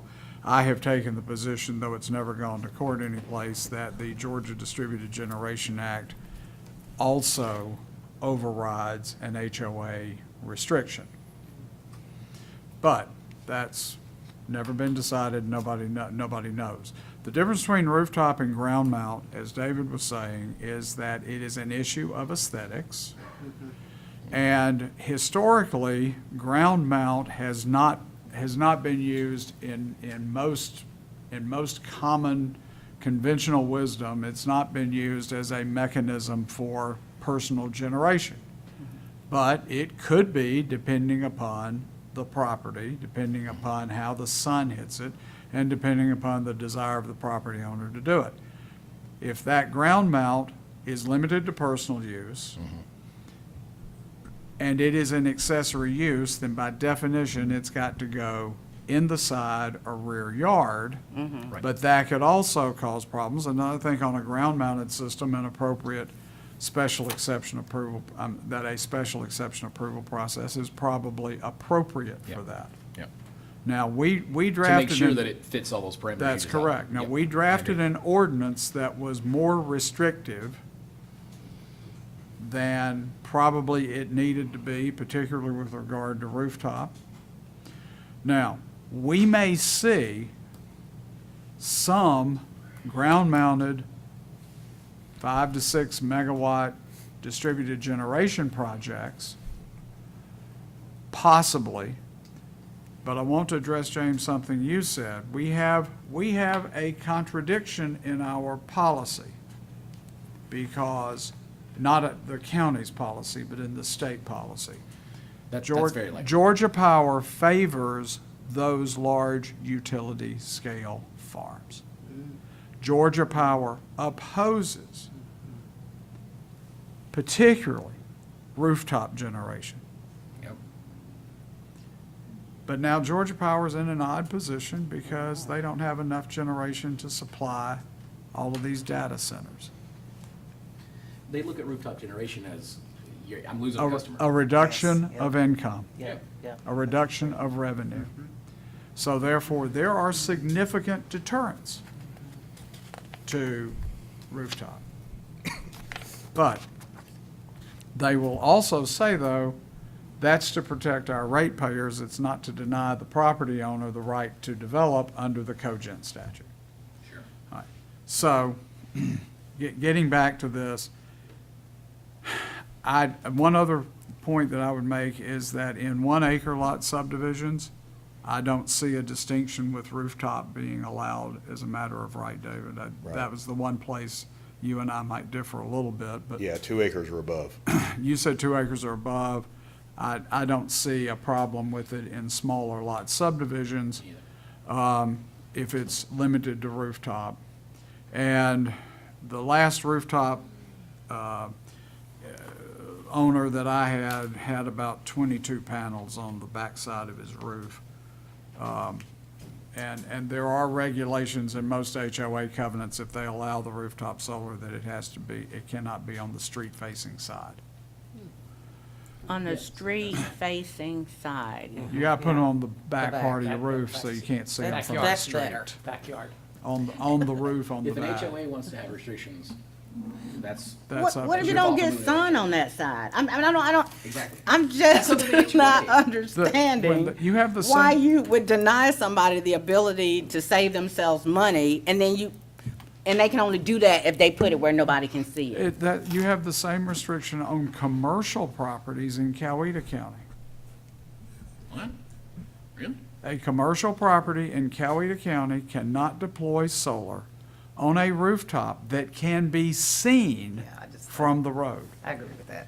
But yet, they're perfectly fine with all the plumes of smoke coming out of gates 8 through 10 that just Yeah. got reactivated. This is, All right. this is the equivalent of us passing an ordinance that says you can't have pink roof tiles. Like, do I think pink roof tiles will be ugly? Yeah, but if you wanna make your house ugly, you get to. Again, if you live in an HOA, you live in some What city. happened to raising the bar?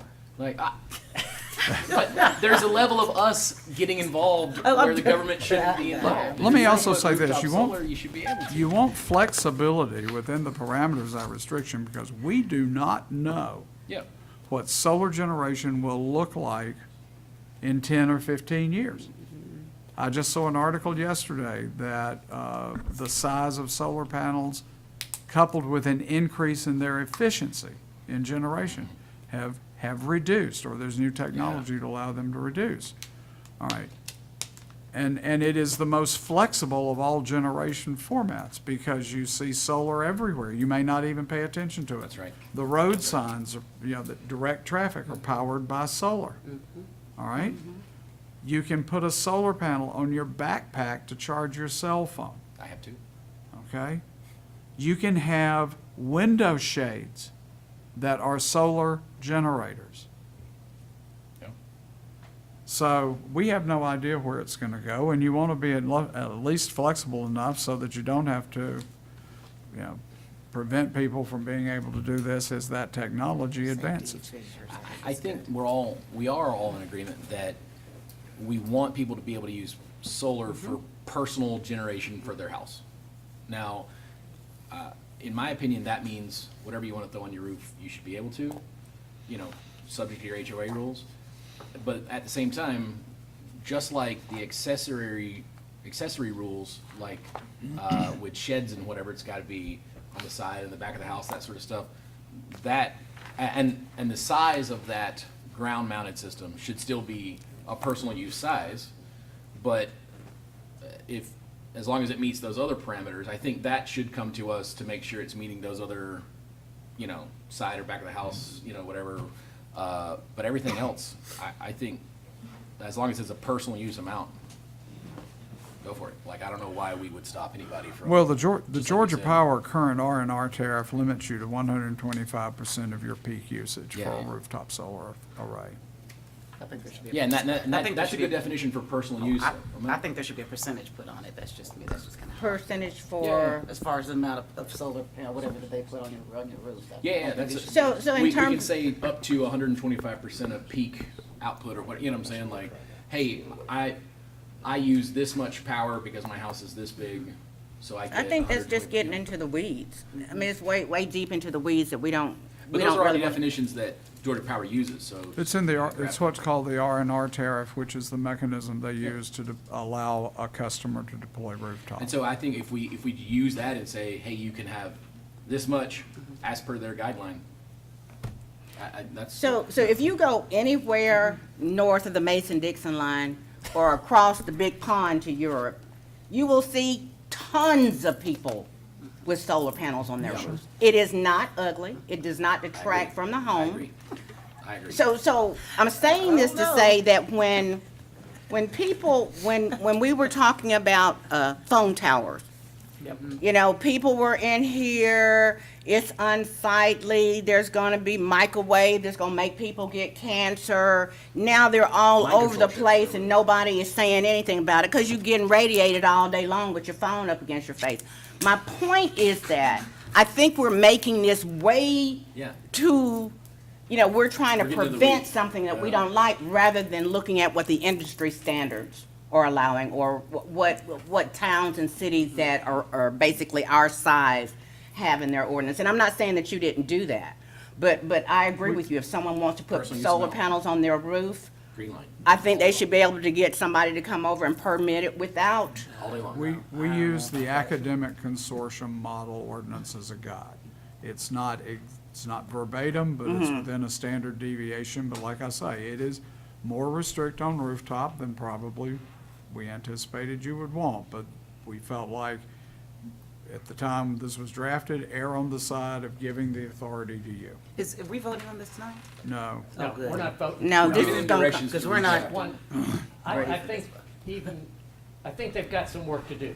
but I like where they're going though. Yeah, Yeah. I like where they're going. David, I think go back to what you wrote down. Let's get it up again, because right now, if we voted, I believe it would be 2-2. So it would be. So, Yeah. And I don't know where Ryan stands with this. so, and I don't know, so let's Me let and them Clay go voted back, down. write it up, come back to us and say, hey, this is it, because we had some questions, we had some things, we agreed with what David wanted to do. Let's let them go ahead and talk and do stuff. Yeah, personal use amounts, green light, giant solar farms, red light. Maybe. Yeah, and maybes to, based on your ground mounted, where they're gonna be on your property and the size and the conditions. Okay, before we go, are we allowed to discuss the issue that came up surrounding this, that, that we got an email from someone? Yeah, let's talk about that. Yeah, I mean, and see what the problem Is that your He's email? the issue. He Can- wrote the issue. Can we vote to allow him to speak? Because generally. This is a workshop. It's our Okay, workshop, yeah. okay, go ahead. Oh, well, thank you. Thank you, Commissioners, for allowing me to speak, and I Please apologize. state your name and your Oh. address for the record, please. Sorry, Greg Burns. I'm at 5451 West McIntosh, and thank you for allowing me to speak, and thank you for reading my email. So I am, I guess, the one citizen who's poking the bear here. So as I said in the email, so I'm also a professor at Emory, where I also am teaching courses in sustainability. So I am here both personally, but also to help you all and help the county kind of get to that level, and people who are interested in living more sustainably. So my situation was, so I live on one of these AR1 tracks out in the West County, and fortunate enough to have an 85-acre farm. So space is plentiful. It's a beautiful place. Sunlight's plentiful, but as you heard, my roofs do not face south, or the ones that do have trees over them. So that's why I actually put in an application to the building department to put up a small ground mount array. Small by my definition, not Right. what you heard. A Small. personal use amount. Small literally being 9 panels, which is I would call a micro array. Right. And just put it, on a small ground bit, which would be 1,000 feet from the road. So nobody would see it. My neighbors wouldn't see it. Nobody would see it. But then I ran into the buzzsaw of the ordinance, and have kind of been beating my head against that. I'm not in a huge hurry, but I did kind of want to impress upon you why I think it's important, not just for me personally, but for everyone. As you said, there are many reasons to put up solar. I don't think cost savings is a primary one at this point in time. So anyone who starts looking at these systems realize that the ROI on one of these systems approaches the lifetime of the system itself, primarily because of the way Georgia Power and the EMCs have put the buyback rates on energy that you send back to them. That doesn't mean we shouldn't do it. I'm doing it because I think it's the right thing to do. I want to live sustainably. I want to not put carbon in the atmosphere, but also for self-sufficiency and resiliency. So for all the reasons you just heard, data centers, the power grid is going to be under increasing stress. And so individuals should have the opportunity to weather that and do what they can. And those that do actually help everyone else by taking load off the system. So it's both personal and community benefit to make this as easy as possible. So my view is, and I'm glad to hear at least some of the talk here, is let's make it as easy as possible for homeowners, residents to put up personal systems. So that would include the integrated. I mean, most people are not going to put up integrated solar panels. They're too expensive, and if you have a roof, you're not going to replace the roof, although I will say that if you want to put up rooftop solar, you may end up replacing your roof anyway, because if your roof is older than about 10 or 15 years, you probably have to do it before putting the panels up. And so there's a lot of sunk costs in it. But I'm hoping you all don't want to hear every person coming before you to put these things up. In my case, small ground mount system is kind of in the same category. The land impact is minimal, but I would kind of ask you not to have that as special exception too, because as the way the ordinance is currently written, if I have to come to you with a special exception, not only do I have to pay the fee, I have to come up, according to the ordinance, the way it's written, I would have to come up with, I believe, a decommissioning plan. I'd have to have an surety bond. I'd have to show you I have something like $1 million in liability insurance. And all of those things are intended for these large solar farm arrays, which those are legitimate concerns. But that's really taking a sledgehammer to something just for personal we use. definitely shouldn't have those sort of restrictions on a personal use. Like you said, like the micro array. Like if it's a personal use array. And I still get, again, we go to Peachtree City all the time. We pass your house all the time. So it's a beautiful property. And it sits behind a lot of woods. And so it's tailor-made for a ground-mounted, and hey, if my roof doesn't work, then let's put it here. And you have a very historical house, so mounting on the roof might not be in the historical best interest. But at the same time, you know, if it was a matter of right and not being able to come, you could put that like right next to the road. You know what I'm saying? And so that's why we kind of have to oversee the ground mounts a little bit.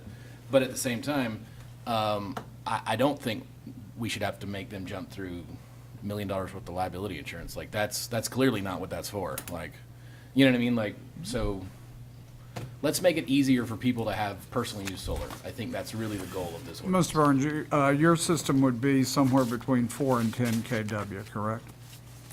Yeah, probably, although my hesitation is, I mean, even kind of, since I put in the permit, I mean, I probably will change the application because, as you said, the technology is changing so quickly.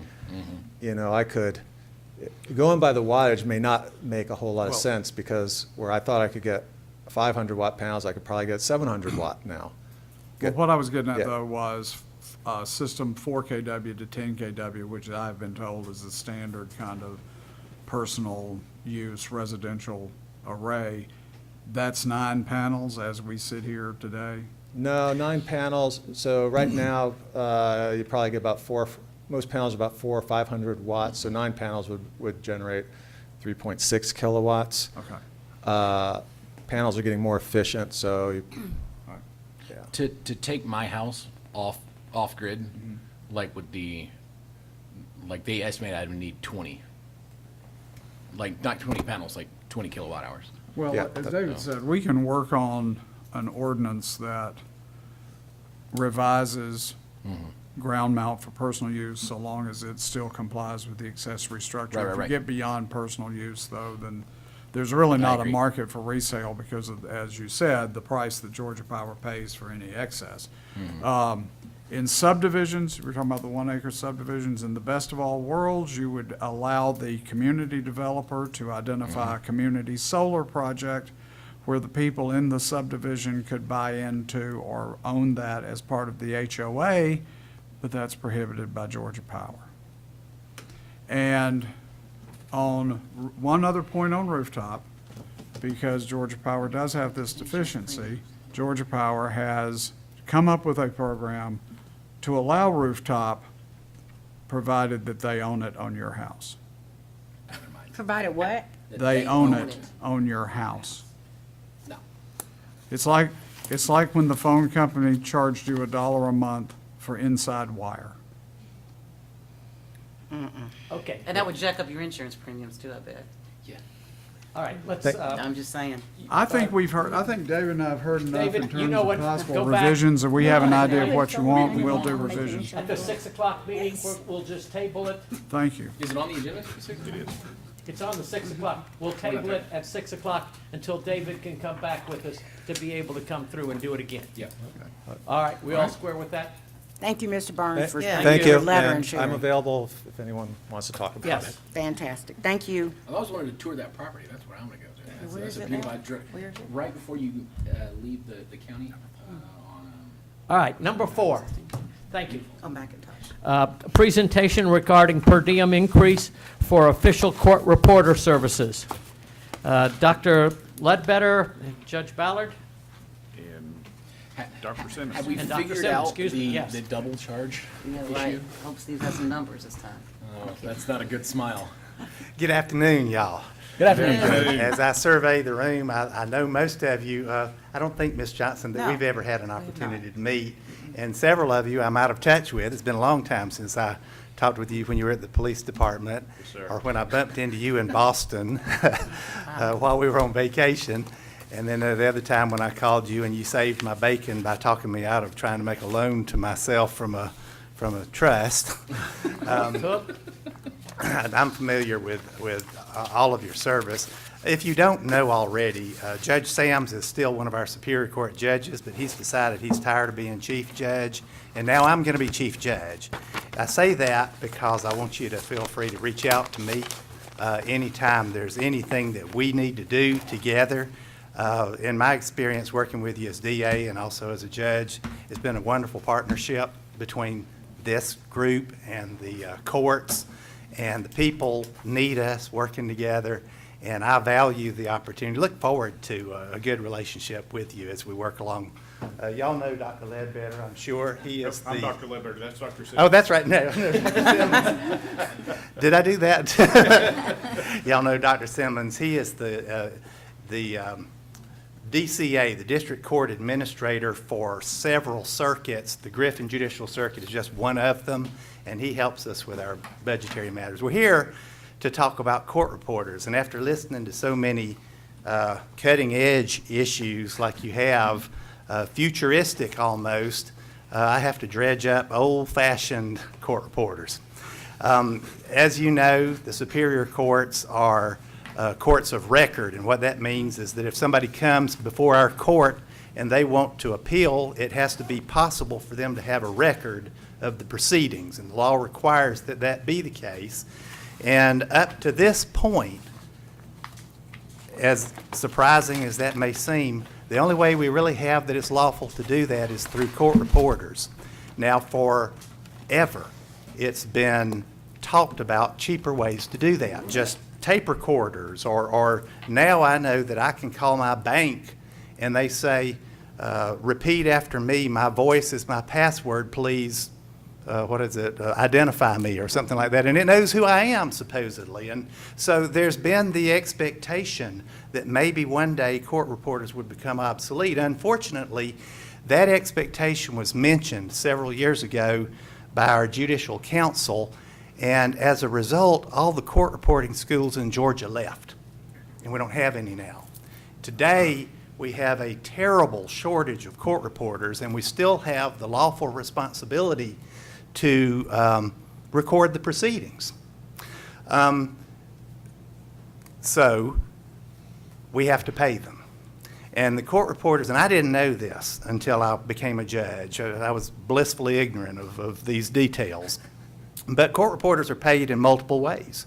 They are paid if they are an official court reporter working for a particular judge, as 4 of our judges have official court reporters right now. They receive a salary. They receive payment for transcripts that they prepare, and then they get a per diem for their appearance in court. One of our judges, Judge Cruisinger, right now does not have an official court reporter. So she has to rely on contract court reporters. That's a separate way of having a court reporter. The contract court reporter is not going to get a salary, but he or she will get a per diem, okay? And the reason we don't all want to do that is because you can't get these people to come. You've got court every day, and you don't have a court reporter that's available, and before you know it, you're telling people with urgent matters that need to be litigated, we can't operate because we can't find a court reporter. So what has happened is, let me just back up. We're not before you to address transcript fees at all. We're not worried about that today. We're not before you to talk about salary and benefits at all. That's not before us today. We're treading water, if you will, trying to resolve our issues simply by talking to you today about per diem. The amount that the court reporter is paid per day for sitting there and taking down the testimony. This has not been adjusted. I think the last time it was adjusted was 2008. I believe. But now in surrounding counties, it's being adjusted. Henry County has just gone up to $400 a day. Clayton County has just gone up to $400 per day. And our court reporters are operating under the old system whereby for criminal matters, they get $190 a day, and for civil matters, they get $200 per day. What our resolution that has been signed by the other three counties, and what we're hoping that you will also sign, what it does is nothing with regard to the criminal per diem. The theory being that's part of what their salary is for them to be there. What we're asking you to do is to raise the per diem on civil cases from $200 a day to $400 a day so that it will match what they're paying in Henry County and in Clayton County. And then only if there are more than one civil case that has to be heard that particular day. For example, sometimes we have civil court and there are 15 matters there. Well, it's hard to apportion that among the lawyers because different time concerns. So on those days, we would bill the county, or the court reporter would bill the county for the $400 for that day. Right now, they're doing it for the $200 for that day. But on days where you have it set aside for just one case, they bill the attorneys, the county doesn't pay anything. So what we're asking you to do is join Fayette County and Pike County and Upson County in drafting a resolution so that we can start paying the court reporters on civil cases $400 a day instead of $200 a day. And that's it. That's all there is to it. All right, Steve, how much money are we talking about for us? Less than 25,000. Say again? Less than 25,000. So I asked you at the last meeting to tell me what it was that our court reporters, in terms of their hours, if there's 4 of them, what was the median money that they made last year based on this $190 that they're paying? So where, did you get that number? I do not have that number yet. Because that's very important, because Yes, ma'am, we are still working that number in the background. you're saying $25,000 is based on what? On the transition from $200 to $400 just for the per diem. But you're still missing the point. We don't know what the base number is. No, I And do the- not have that. And so then we can't really make a decision, or we don't really even know that $25,000 is what the number is, because that's really not significant. So, and secondly, we're not Henry County and we're not Clayton County, and we don't have that tax base. So I think it's unfair to compare us with that job market, because it's not who this community is. It's not what our demographics are. It's not what our median income is. So I get what you're saying, but I'm not trying to match Clayton County. And I'm not trying to match Henry County because their money is different than ours. As I shared before, I realized that we did give raises, and I appreciate the judge saying that this is what they're talking about today, but I can't discount the fact that we did give a significant raises to the court reporters, as we did everyone who is a county employee 2 months ago or 1 month ago. So I understand that this has to be recorded. My other question is, so in other courts, like state courts, they don't have to record, they don't have to make a record? That's correct. They do. They have a record, but they're not courts of record, so the requirements are significantly lax. And they sometimes can get by with a tape recorder. I know if you go to juvenile Magistrate court. uses just tape. Okay, Yep, so. and juvenile court uses tape recording. And I will say this, I understand that there's a bill before the legislature. It's being worked upon. The message I got was from Court of Appeals Judge Land, that he's on a committee that's studying this issue, and they may relax the rules with regard to Superior Court. But I don't know what they're going to do. We just need to tread water till we get to some place where we know what we're dealing with. There's a very real concern that's evidenced by Judge Krusinger's difficulty in getting contract court reporters to come to court. There's a very real concern about us not being able to hold court. And I hear you, and I appreciate what you're saying about we're not Clayton County and we're not Henry County, and I hope to God we never become those places. However, our people need access to the courts in the same way that they do there, or in the same way that they do in Beverly Hills, or wherever you might want to go.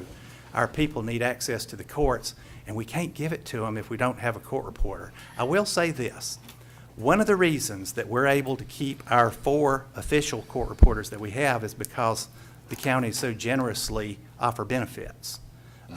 That's what they can't get if they just do depositions for private lawyers. But that's about all that's holding them back.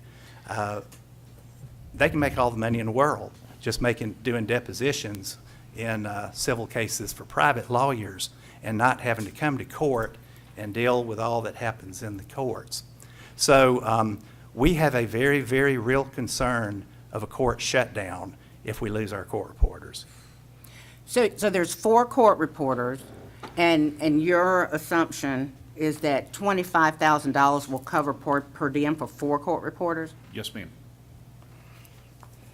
That if it's just $25,000, I don't have a problem with that, but I still want to know what the numbers are. Yes, ma'am. I still want to know what the numbers are, and, we're not Henry, we're Pike, we're Lamar. We're poor. So my point being is that if the court reporters get paid anyway, and then when they do 1 case a day, they charge the attorney, how are they able to do that, but on other days, they get per diem? How do you not get per diem on a day that you work? If you have 15 cases coming in and you're going to get $400 for your takedown of those 15 cases, and you don't know, one case is going to take 5 minutes, another one's going to take 2 hours, another one may take 30 minutes, another one may take, it's just almost impossible to do the math. So, I don't know anything about court. So do you have court every day, or do you only have court a certain number of days out of the month? We have court a certain number of days out of the month. And a certain number of days out of the month? Right, and just the best example I can give you is that this week, I will have court every day. Next week, I will have court every day.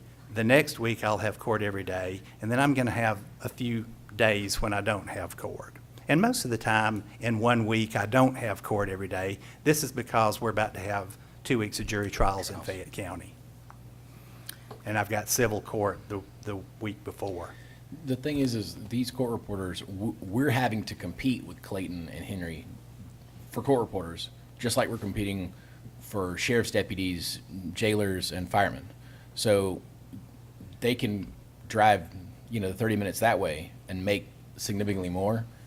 They're going to do that, just like our firemen were doing. And we're competing with Pike and Upson right now because Pike and Upson have signed this resolution, so they are paying this per diem rate. They promised to pay that. They're not paying it yet. Correct. That's right, they're not paying it, and I think nobody's going to pay it until all 4 counties have signed. So are you saying that the entire cost is $25,000, or is $25,000 for each member of the circuit? I county. can't speak for the other members of the circuit. The 25,000 that I see is the increase to the budget for this resolution. Okay, so see, all the stuff that I'm not fussing at you, but all the stuff that I asked you to have available for us in numbers is not here. So we could have made the same decision last month without having the information. And I have a real problem with making decisions without having finite information. So I will feel much more comfortable in, you're the numbers guy. You can look at the salary and tell what happened over a 12-month period so that we can have an idea what that is going to look like. Because in my mind, it never occurred to me that $25,000 would be the number for 4 court reporters that we would be putting into the pot. So, and then the fact that we don't know what it is, because if we're all in the same district, same circuit, how come we don't know what it is that the other people are paying? And are we paying more than them? So without having numbers, I don't disagree. So you basically with want to compare the $25,000 with Pike, with Lamar, with others to see what they're paying. I mean, and I want to be able to justify that is actually the number. Absolutely. Okay. Remember, this is the transition just as Judge Ballard indicated, this is a transition from $200 to $400 just for the civil side.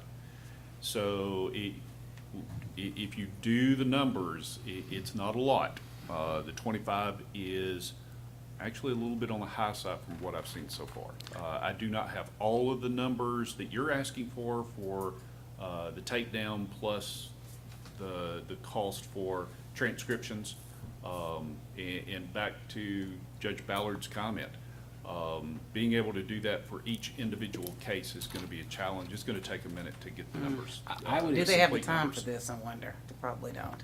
I'm sorry, what'd you say? I'm wondering if they actually have the time as of the essence. Well, Okay, don't give them ammunition. Because this, you know, Well, just you're hearing on this- this team There's a over very here, specific not that legal team. No, I Of understand, but I Let want to me- be real, I want to be course, realistic. it's gonna be of time, it's gonna be of the essence. If you told them it needs to be of the essence. let me just say this. Being realistic. We have the greatest respect for your stewardship of the citizens' resources. We share that with you. Make a good decision. I do want you to know that what we've been talking about is incomplete in one respect. The one judge who is having to use a non-official court reporter would be paid $400 a day for criminal as well as for civil, because that court reporter is not receiving a salary, which And benefits. is what justifies the lower per diem on criminal cases. The salary in the old days, when it was started, was intended to guarantee us that we would have a court reporter present when we have court, rather than having us have to call independent businesses and arrange schedules with them and deal with all of that. So maybe you might can order him to get those numbers for us, and so we can do whatever it is I we don't need know to that I to can make do a it any vote. more forcefully than you've already done. Okay, all right, any other questions for him? I would think that this would cost us more than Pike and Upson, but we'd probably be pretty comparable, if not a little less than Fayette. I think Fayette has more civil. I think we still have more criminal than Fayette, but I think Fayette might have a little bit more civil than us. I guess if there's. They get a little if- more litigious. Yeah. If there's a need, there's a need. I think it's just the way I look at it, but. Yeah, yes, I agree. Okay, thank you, Judge, we Thank you. appreciate it. Is there any need for me to be here tonight, or can I just leave it with y'all to Are we handle? voting on this? We're gonna vote on Everything it. we have is It's on the agenda for your tonight. consideration. Oh. All right, no, you don't need to be here. What's that? tonight. So I think y'all we've gonna got vote all on it the without having a answers. number? Well, I think we need to have all five of us here, actually, to do What? it. I mean, I think we need all five I mean, people here. I'm ready to do it. It's only cost us 25 grand. You don't know that. He just looked at the budget and said, yes, this is the number. No, he didn't. Can we, would you Steve. feel comfortable to say up to $25,000 and that's it? If it's 50,000, I still don't have a problem. I just want to know what the number is. Because clearly, if someone worked and one of the reporters worked a full year last year, there is a number for how much per diem they made. You But- take that, but that- and but you we can't- see we what can't- 200% more is. But the issue isn't that, no, but that's not going to be correct. Because there's civil and criminal, and only the civil side's going to go up. The criminal's staying the same. That's correct. And in Spalding, the overwhelming majority is going to be the criminal side. So you're trying to say there's no record of how much they were paid for the civil I side? think it's just, this is how much they got in per diem. They'd have to go back and tease out how many of those days were civil and thus how many per diems they got that were civil. That Like, it is would be correct. it would be a ton of work to do that. That is correct. Because it's just a per diem, but per diems are 190 for criminal and 200 for civil. And it doesn't say, this is how much you made per diem, how many of those were this and how many of those were this. We would have to go back in the court calendar and But like. someone pays them.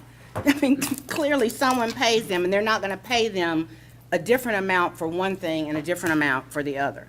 And, I mean, I hear you're saying this, but it's been a month that we asked for this information. It may take more than another month. I'm just saying, it's been a month. We didn't have a meeting in the first part of the month, so I don't understand why my simple request for the reason why we tabled this was not.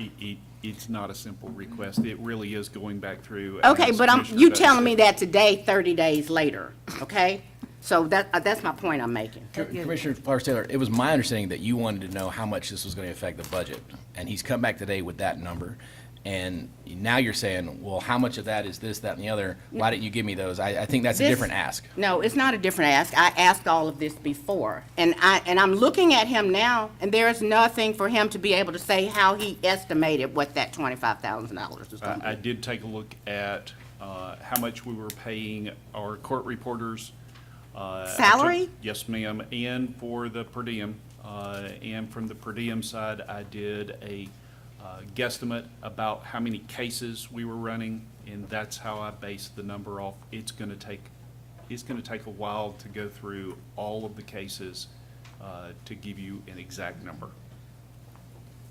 All right, let's move on with Yeah. this. Judge. No, you don't we need to love show you up being here, tonight. But you don't need to be, we know the subject. This All is right. an internal issue. All We right. presented all the stuff we do. I appreciate I'd also like you to say explaining that, thanks too. to Will for coming.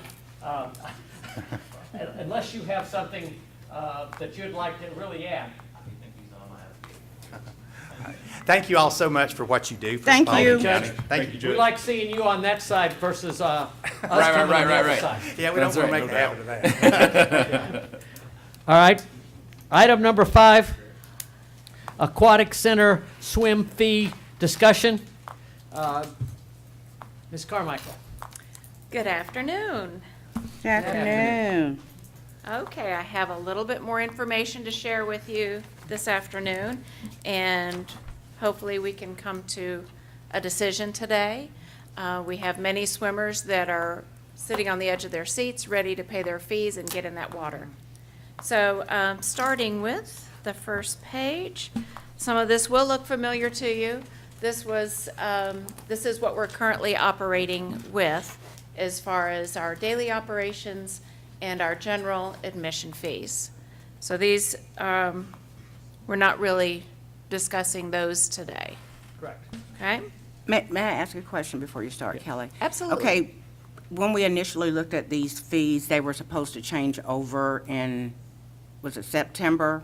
Yes, after Labor Day. Okay, so does that mean that, did we decide at that time that all youth would be free for good?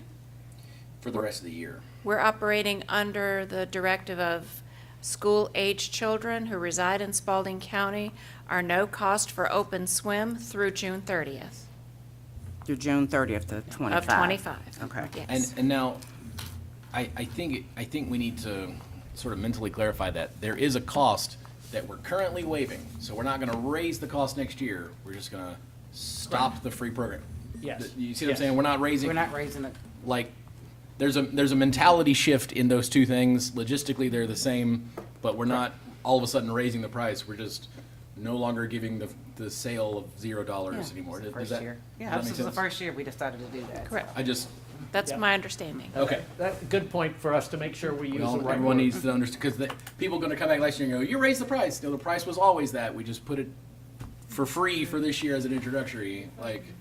Good everybody- point. Okay. I just- go ahead. And the other. Mentally, that's a very important distinction. Yeah.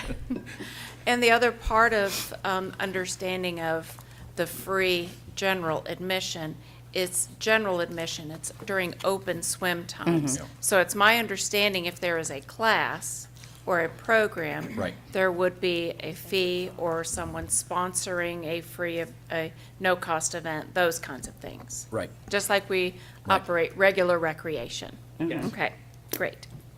All right, on to the next page.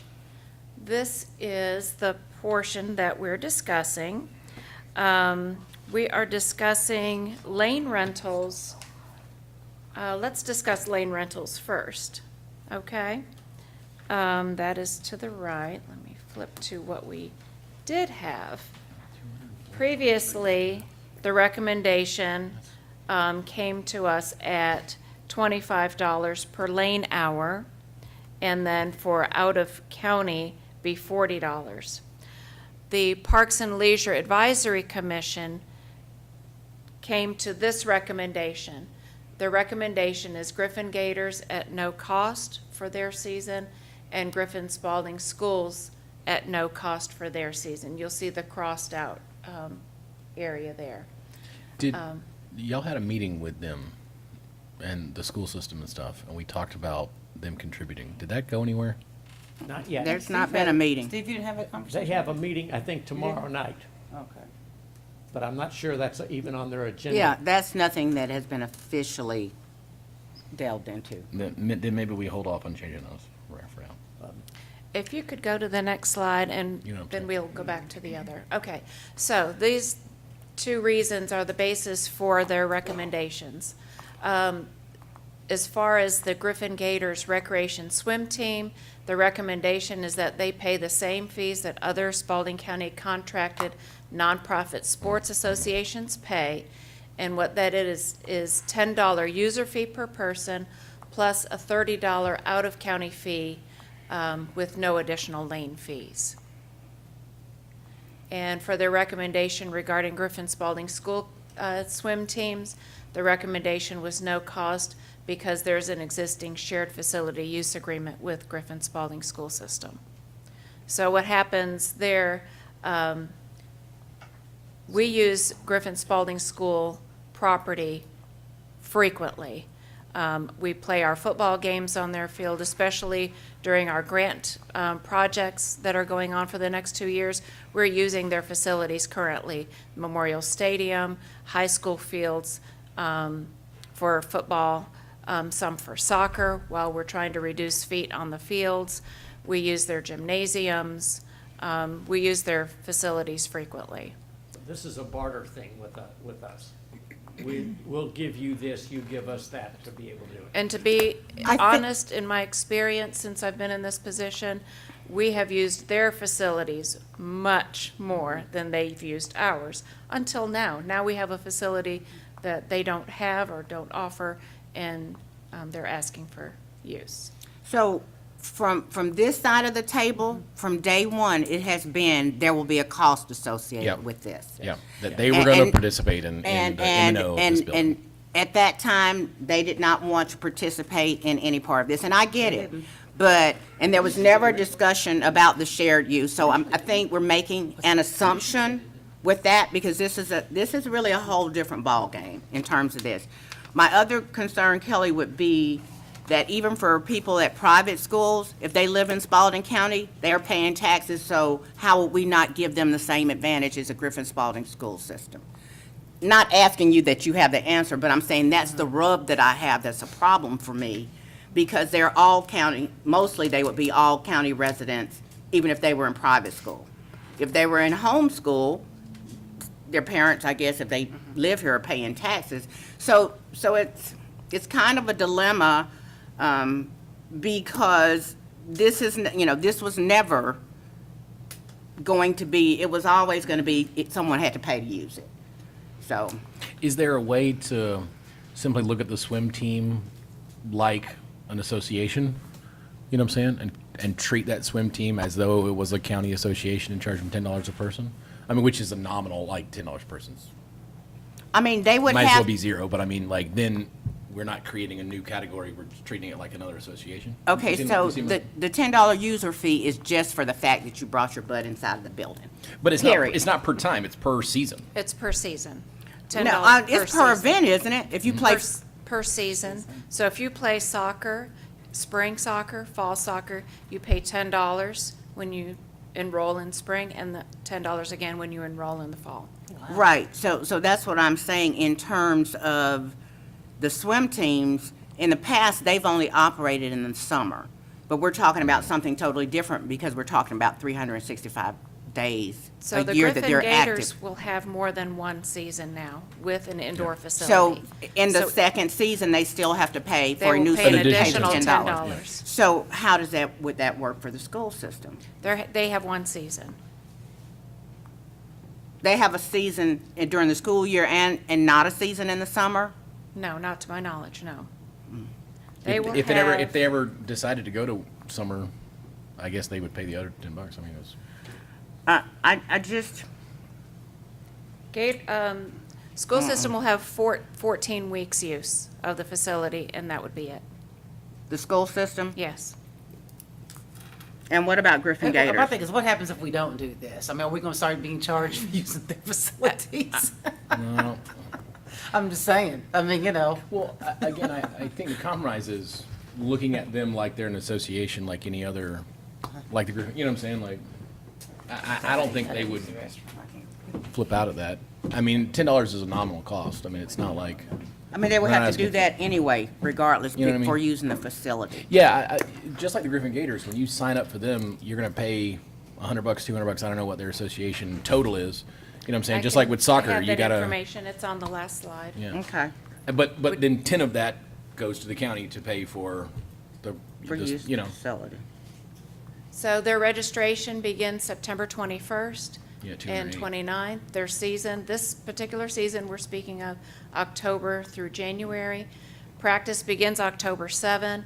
Their registration fee, including the $10 user fee, is $280. And if you reside outside of the county, add an additional $30 to that. So 14 Or weeks for additional Griffin 20. Gators. What about Griffin Spalding? Griffin Spalding is ready. They're, I don't know what they charge to swim. No, but I'm saying what is their season? The same, From October to January? yes. They would theoretically compete against each other, right? I mean, they're just swim teams. Anyone can, it's not I'm like not a sure if school GHSA. plays recreation. No. Oh, yeah? They're going to be I didn't know if competing there was a against other GHSA schools. okay. Many of them swim for both. Okay. Okay, I think we have all the numbers now. It's a matter of, what's your staff Hold on, recommendation? hold on, we skipped a bit. We have to go back and talk about the month passes.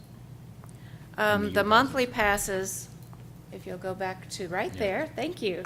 The original proposal for monthly membership was $64. The new recommendation is $40 for monthly. Each additional member was originally $48. It's been reduced to $30. Non-resident was $96. It's been reduced to $60. This is monthly membership. And each additional was $72. It's now recommended at $45. These rates meet, these new recommended rates meet the standard that's out there. So is this money programmatic money? Does this go to the This is- M&O and the salary? This is open swim and comes to Spalding County. Okay, so. This is like GATE, what we call GATE. Right. So, You can go to Planet Fitness and get a membership for $19 a month. Almost any gym membership is certainly not over $30 a month. I just think that $40 a month is a lot. It's $65 for a season pass for Six Flags all year. Like, I don't understand $240. That's a wild number. Like, and that's. Six Flags will charge you a great deal of money for the drinks, the food. They don't allow you to bring those things in. They make their money back. Yeah. I just think that we're not going, this is more than a gym membership. It should basically equate to that, because if you're a regular member and you swim every day for aerobic exercise or whatever, it's just like a gym. You have a membership, sometimes you might not go for 3 months, but, This is simply money out of our pocket. This is, if we want to do it lower, it's simply money out of our pocket. If we want to No. do it higher, it's more No. revenue coming in. I It's a pretty simple issue with us. I disagree, Chairman. There's a curve. And the higher you cost, less people are going to make it. And so the No, the that two are part I agree. multipliers.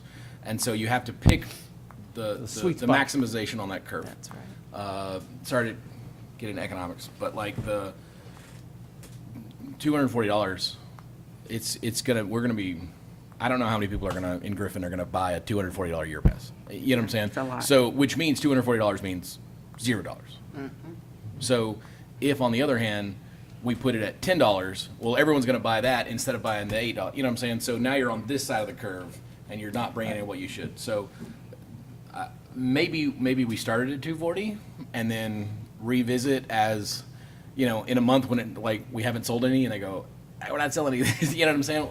Just like a gym membership, though, I don't think it should be valued like a gym membership. Obviously, this is a cooler facility, and it's a pool. I think it should be more. But at the same time, most people who buy a gym membership don't use it. You know what I'm saying? We want to encourage people to buy a year pass because most people who buy a year pass don't. Right. You know what I'm saying? They're still paying more for the year pass than what they would have if they paid a daily rate. So we want to encourage that because, hey, you're prepaying for something that you may or may not use. So, but at $240, I'm not buying one. And we've been waiting on bated breath. I've taken my kids 5 or 6 times. Like, the lifeguards know my kids' names. You know what I'm saying? Like, and I'm not buying one at $240. All right, so let's see if we can break this down. How do we feel about the lane rental? The recommendation is Could you advance 0, 0, 25, 40, 40. Isn't that right, Kelly? Oh, go back. I'm sorry, wait. Go back to what? Go back to that, I'm Yeah. sorry. Steve, is, One more, One more, not back, forward. the one in the middle. Forward, yeah. Go from the right-hand side. So lane Slide. fees, No. You were in the right so spot initially. this screen might help understand a little bit more about the pricing of lane fees. If you could go to that next slide. It will help, I promise, the dark blue one, the next one. There you go. So the general practice is to assess lane hours, okay? And the cost associated to lane hours. So for a 40-participant team for one season, 5 lanes at 1.5 hours times 4 days a week is 420 lane hours, okay? So if you assess there's a range from $8 to $25. I found as low as $8 per lane, as high as $25 per lane. $25 per lane, which is listed as an alternate recommendation, it's out of reach.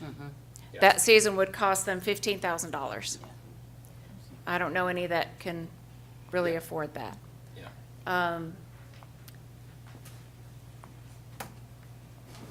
I think what we realized when we started this and we had our normal fees and we realized nobody was coming, we're in the same spot now. And I think we're talking about the same people, the same demographics.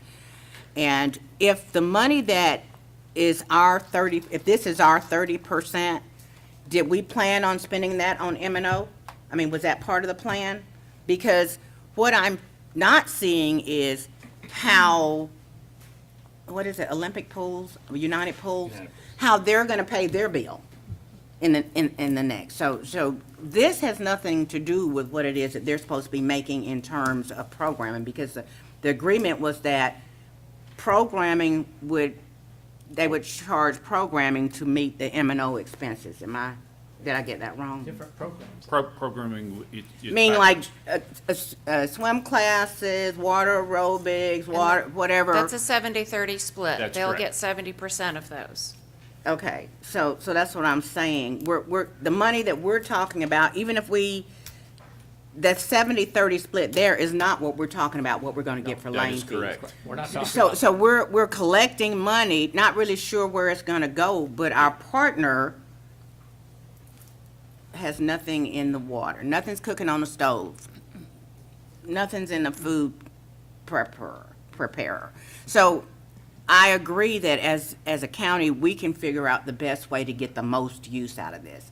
I think it would be better for us to have more people trying to use the facility and be able to say now, because of that, we feel we can increase the price instead of us going here Yeah, and then going coming higher. back Coming and back. trying to walk Right, back the right, price. Right.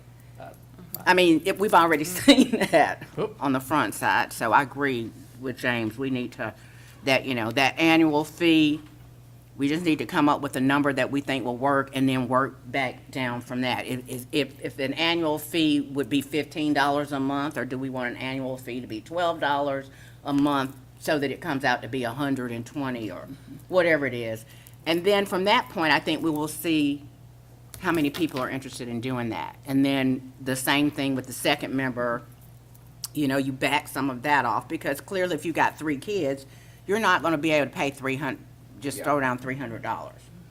So, Yeah, because you're right, it would make a difference. If you're charging $10 a month, $120 a year, that's gonna equate to, what, 20 cents a day? And it'd be a lot cheaper for someone to buy an annual pass than it would to buy a day pass. So what would be a day pass rate? Are we gonna bring that back down to 2, to account for the difference in the price? You know, again, I think we keep the day passes at least where they're at to try to encourage people to buy the month and the yearly pass. You know what I'm saying? Like- Don't disagree. So at 180, that's, what, $15 a month Yeah. for passes. The 240 is $12 a month. Not a lot, but yeah. 240 would be $20 a month. Yeah. Sorry, please forgive me. Yep. So the opportunity is, where do you want to draw the line? That's really what staff's asking. Well, as far as the month passes, we can try the 240, and then if nobody's buying them, come back and go, hey, nobody's bought this. And then we can, maybe we put it on special, hey, if you buy them in September, it's only this, and then we see how many people, and then we can kind of go, oh, okay, we're plotting the curve. And then we can go, okay, we think we're going to maximize based on this. I think if we look at a comfortable monthly rate, and then use that to figure what 12 months would be, and then back off of a certain percentage to make it a better deal for people to buy the annual pass. Right. All right, because we want them If to you- come. That's the problem we want to have, that too many people are in there, and we have to say, no, we got to do something different now, or we're going to have to If we get increase to the that cost. point, yeah. Yeah. So we could do like a, $25 or $30 a month, and then like a, Like a 15 for yeah. and 15 a month for their annual membership, and then, try that, and if still nobody's buying, then then we'll have to come back to the drawing we can be board. like, hey, it's on sale in December. Like, you know what I Absolutely. mean? At And Christmas again, we time, you kinda can get it for plot- 50% off. You know what I'm saying? All right, So Kelly, go back and let's look at some Yeah. numbers. Tell us what, for I'll do- a yearly, whatever $15 a month will come Okay. out to be. I know Steve had this 180. stuff, 180 a year. Okay? And Right. then for a second child, 150. That's in the same household. And what if there's a third child? Every You'd go additional. up. It's You would go usually down, each wouldn't you? additional, Yeah, each go down. additional member. yeah, we want it to go down. Now, do we agree with If you have, the- so if you're adding a child, it's gonna go down and not go up? Yeah, the second member would be a Yeah. different number, but then each First, additional. First first one may be household. $20, Because it's another second kid household. maybe 15, third kid maybe $10. So I so would the One third- household. Because that's one family paying all that Yeah, yeah, expenses it's for the those same. members. Yeah, Okay. only the first person has to buy Let's- it, and then the And additional. can we do this before the meeting this evening? Yes, So that we please. can have a lane rental fee for the, Yeah, the let's, team? Yeah. let's So, solve that lane lane rental fee, fee, because that's what's important for Okay. the people who are go trying back. to swim. Yes. So, Your can lane we rental fee buy of- off right now on the lanes that's up there? So I can tell you for the 40 participant team at $8 per lane hour, that's the low end, we would collect $3,360 for their season. And that would be $84 per participant, which is, I think, This is still just a within reach. season. Yeah. I think that's still within reach. That is for which one, Kelly? That's $8. if you have a 40-member swim team, and it's $8 per lane hour, they will pay Spalding County $3,360. If you go mid-range,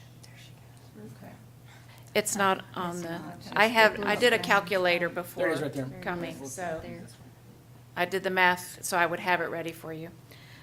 If there's a 40-participant team and you mid-range it at $13 per hour, we would collect $5,460 That's for an out of out county. of county. And then they still have to pay the $30 out of county fee.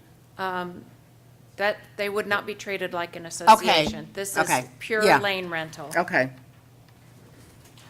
So I like the idea of anyone walking in and going, hey, I'd like to rent a lane. And they go, okay, it's $25 for the hour. Like, that makes sense. And we would collect the fee up front Right. for the commitment of the 14 weeks. I like the $8 per lane per hour, or per lane hour, For a group. for associations, like in-county associations. And that would include the school system, you know what I'm saying, whoever wants to rent the lanes. And then So for you're saying out-of-county, in-county teams? Yeah. but not, out-of-county would not be with 16. regard to Griffin Spalding schools yet, or Griffin Gators. What did we do with them? I was in the restroom. Did we decide we were gonna charge them or not gonna charge them? You haven't decided. We haven't decided yet. No. Okay. I'm against charging them. I think we're doing barter with them, really and truly. We're playing on their fields and doing stuff. I think I think we should treat them like an association unless Steve works out something different in his meeting tomorrow. I mean, like, So knowing that if there's a Spalding team, there's a Griffin team, there could also be a Cowan Road Middle School team, there could be a Rehoboth Road Middle School team, there could be an A.Z. Kelsey team. So, and then the Griffin Gators clearly have kids that are 5 and 6. So this could just really morph into school system having multiple teams. And I just want us to be aware of that we're not just looking at the potential for Spalding and Griffin High School. That'd be a good Because we problem to grow athletes from elementary school to middle school to high school. great point, great point. Yeah, it is a good point. in Peachtree City, they use, and correct me if I'm wrong, they use their sort of the rec team, as it were, like their version of Griffin Gators, until they get a little older, and then they get into the high school team or whatever. Like that's, again, I didn't grow up there, but my wife did. So.